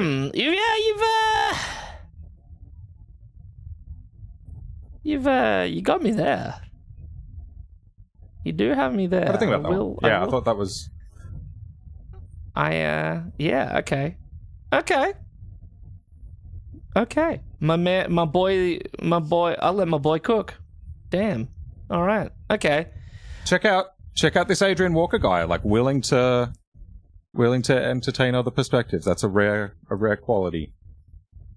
Respect. Like, and that doesn't change the fact that when the golden ticket one gets taken away, it feels bad. But it's so funny that you like. It's so funny to think it like, because like when it's like, I don't know what's happening in my brain. Maybe I'm just a monkey-brained mouth breather that has no good intuition for these things. But in the Willy Wonka chocolate bar situation, it feels worse to me to remove 1 at random and then pick another one than just to remove 6 at random. Yeah, right? I can't quite totally articulate why, reasonable. Except for, well, removing 6 is the same as just drawing 1, but removing 1, I still have a 1 in 6 chance, but like, you could have also removed the golden ticket, and I'd prefer a 1 in 7, that I know, like, I have a real 1 in 7 rather than a false 1 in 6. Yeah. And like I went through this exact, because you're right, it is unintuitive and like it feels wrong. But like I went through this exact thing just many years ago. Like I was a teenager listening to LSV talk about the situation where you've got like a Merfolk Looter in play, which just lets you draw a card and discard a card when you tap it. And so the situation arises quite commonly. You've got your 1 bomb in hand but nothing else. Should you loot? Then the situation also arises, you've got nothing in hand. Should you loot? Which effectively just puts the top card of your deck in your bin. And I watched LSV drafts 15 years ago. And his mantra was, always loot. Always. And I was watching this at the time, I was like, what if you draw the good card and it goes in the graveyard? No! So yeah, I went through like that exact same like learning process, and it does take a while to sink in. And yeah, very counterintuitive, and like you've got to fight a lot of like instinct to kind of come around to the fact that it doesn't change your chances of drawing your good cards. You've Top also card got to just fight as for likely to your be the right good card to as the party. next one down. That's much more important, actually. That is much more important. The Killer Poodle then says, seeing the Grim Captain go off a couple of times was great. I love these kind of build around cards, but I can't help but feel this one requires a bit more luck than most to get working. I think it is a little tricky to pull off, but very rewarding, as you noticed. I'm actually the opposite on that. I think it's easy to pull off.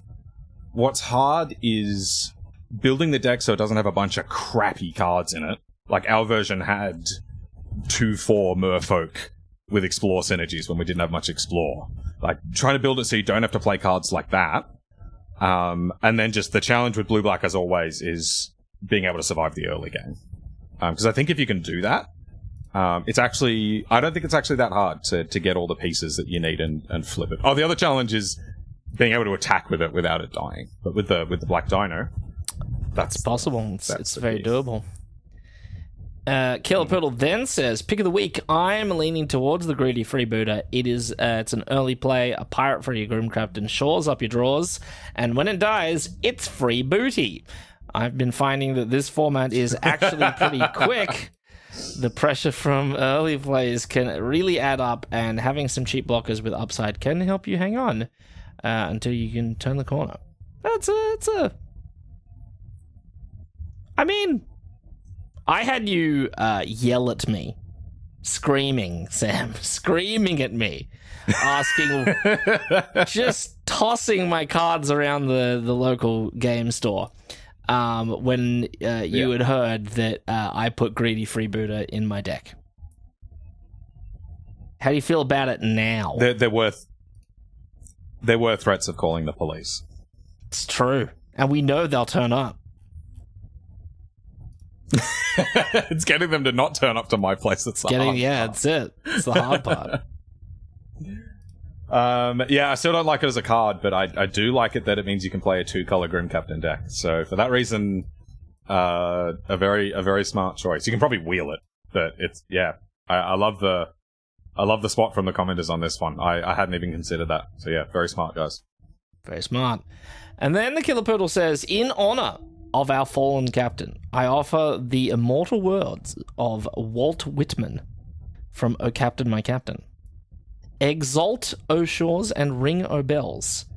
But I, with mournful tread, walk the deck my captain lies, fallen cold and dead. And then he comes back to life, and dinosaurs fire out of him, and he wins the game. He's hexproof. That's the unknown. That people don't know that actually got cut from Walt Whitman's poem. That's actually the ending of it. Not many people know. Yeah. No, that's secret knowledge. Secret knowledge. But it is not secret knowledge that you, the Killer Poodle, are a fantastic commenter, and we love it very much when you comment. On to the last and final commenter.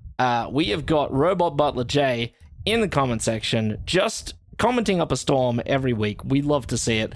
If you go back through the Draft Punk's back catalog, you will see Robot Butler J commenting on the videos as he gets himself up to speed. Robot Butler J says, I had no clue about the throne card before this video. I am so glad that this was your first pick. It made for an excellent video. What a way to be introduced to that card. Oh yeah, just not knowing that it existed. Yeah, just like, crack your booster, and then what's this card? It does what? Oh my god! Yeah. Excuse me, it does what? That's another pretty good one to show someone who hasn't played Magic for 20 years. Oh yeah, okay.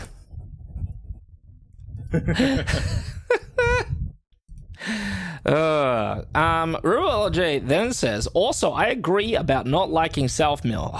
I'm a man of the people, Sam. I know what's true, and I've got my ear to the ground. I can feel I can feel the currents. I agree about not liking self-mill. The exception, though, is when playing Sultai, especially cards like Muldrotha. And yeah, I mean, when you're playing Muldrotha, let's be honest, all the time. We millin on Muldrotha. Absolutely. That's just, your graveyard is just an extended hand at that point if you got Muldrotha. Yeah. And so the point I would make then is that if you have even a single card in your deck that benefits from cards being in the graveyard, a single craft card, a single raised dead, whatever it is, then you're better off having cards in your graveyard than the bottom of your library. So what if you mill that card though? Self-mill.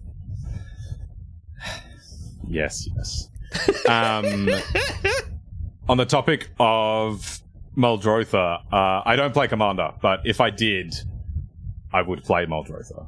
I love that card. Yeah, your graveyard being an extension of your hand, sign me up. That sounds great. I believe Muldrotha is is Muldrotha like a bit of a top tier spiky commander? I know it was a really popular one, but that was before they released 10,000 commanders in the last year. Oh yeah, that's before. It's yeah. Yeah. It's not a CEDH commander. I do know that much. Or at least not a tier one. Gotcha. It is very cool. I have played it in Historic Brawl, and nice. It's very fun. Hell yeah. Yeah.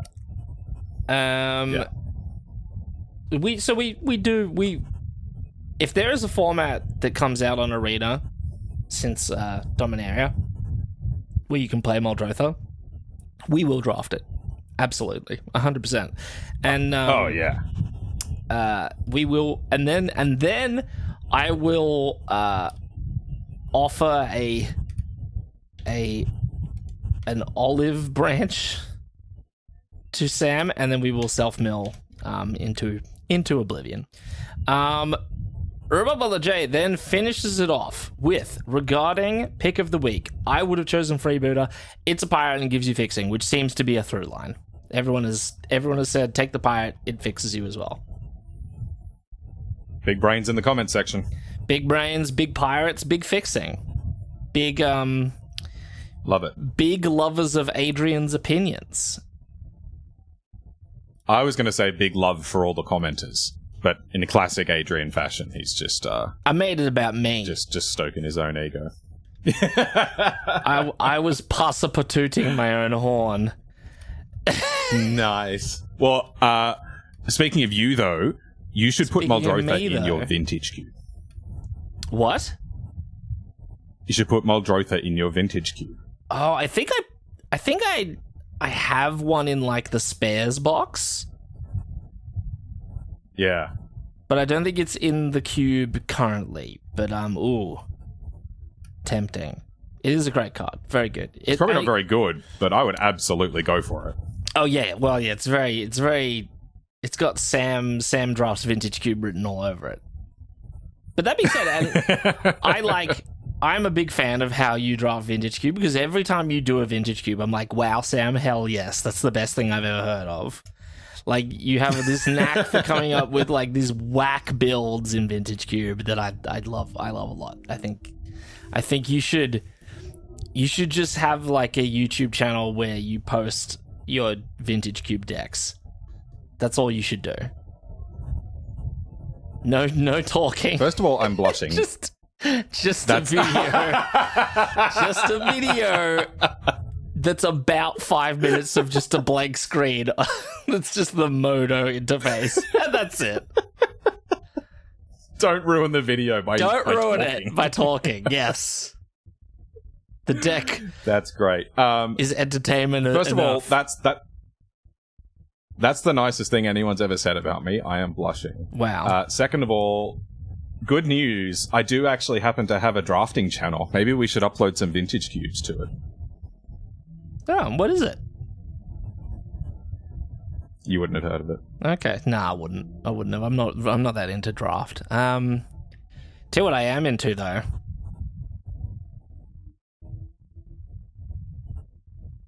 the commenters. I thought you were going to say awkward silences. I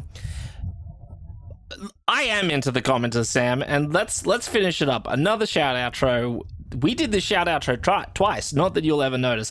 I really want to, and this is deep in the video, so I don't care what Sam thinks about me saying this. I really want Sam to upload his half of the rant where my audio is not present, and we're just gonna upload it and call it old man yells at cloud, and it's gonna be fantastic. And you get to fill in what you think I said with your head, with your brain.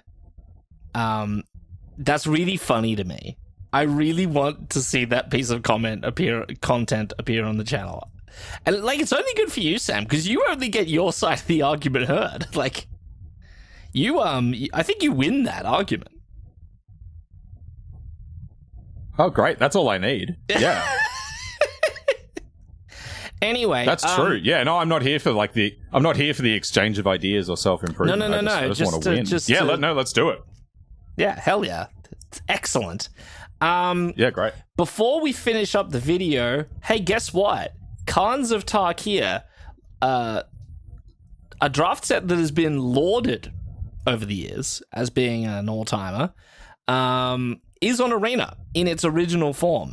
So if any of you guys are Khans fans, let us know. Maybe we'll spurt out a little. Oh, that's the wrong word. That's the wrong word to use. Yeah. No, I'm going to lean into it. Maybe we'll spurt out a little bit of a Khans draft. If you would like to be featured in our next episode, all you need to do is drop a comment on this very video about self-mill, if you want to carry that trope on, or Khans, or Vintage Cube, or anything else. Or you can share us on social media, as David Cobb does each and every week. You can email us at the address that's on screen now. You can find us on Twitter at DraftPunksMTG, everything separated by underscores. You can find me personally. I'm posting all sorts of nonsense from this format at the moment. My name's Sam. I'm at calm_mirror. And you can find me, Adrian. I'm spurting on Twitter at Walker8.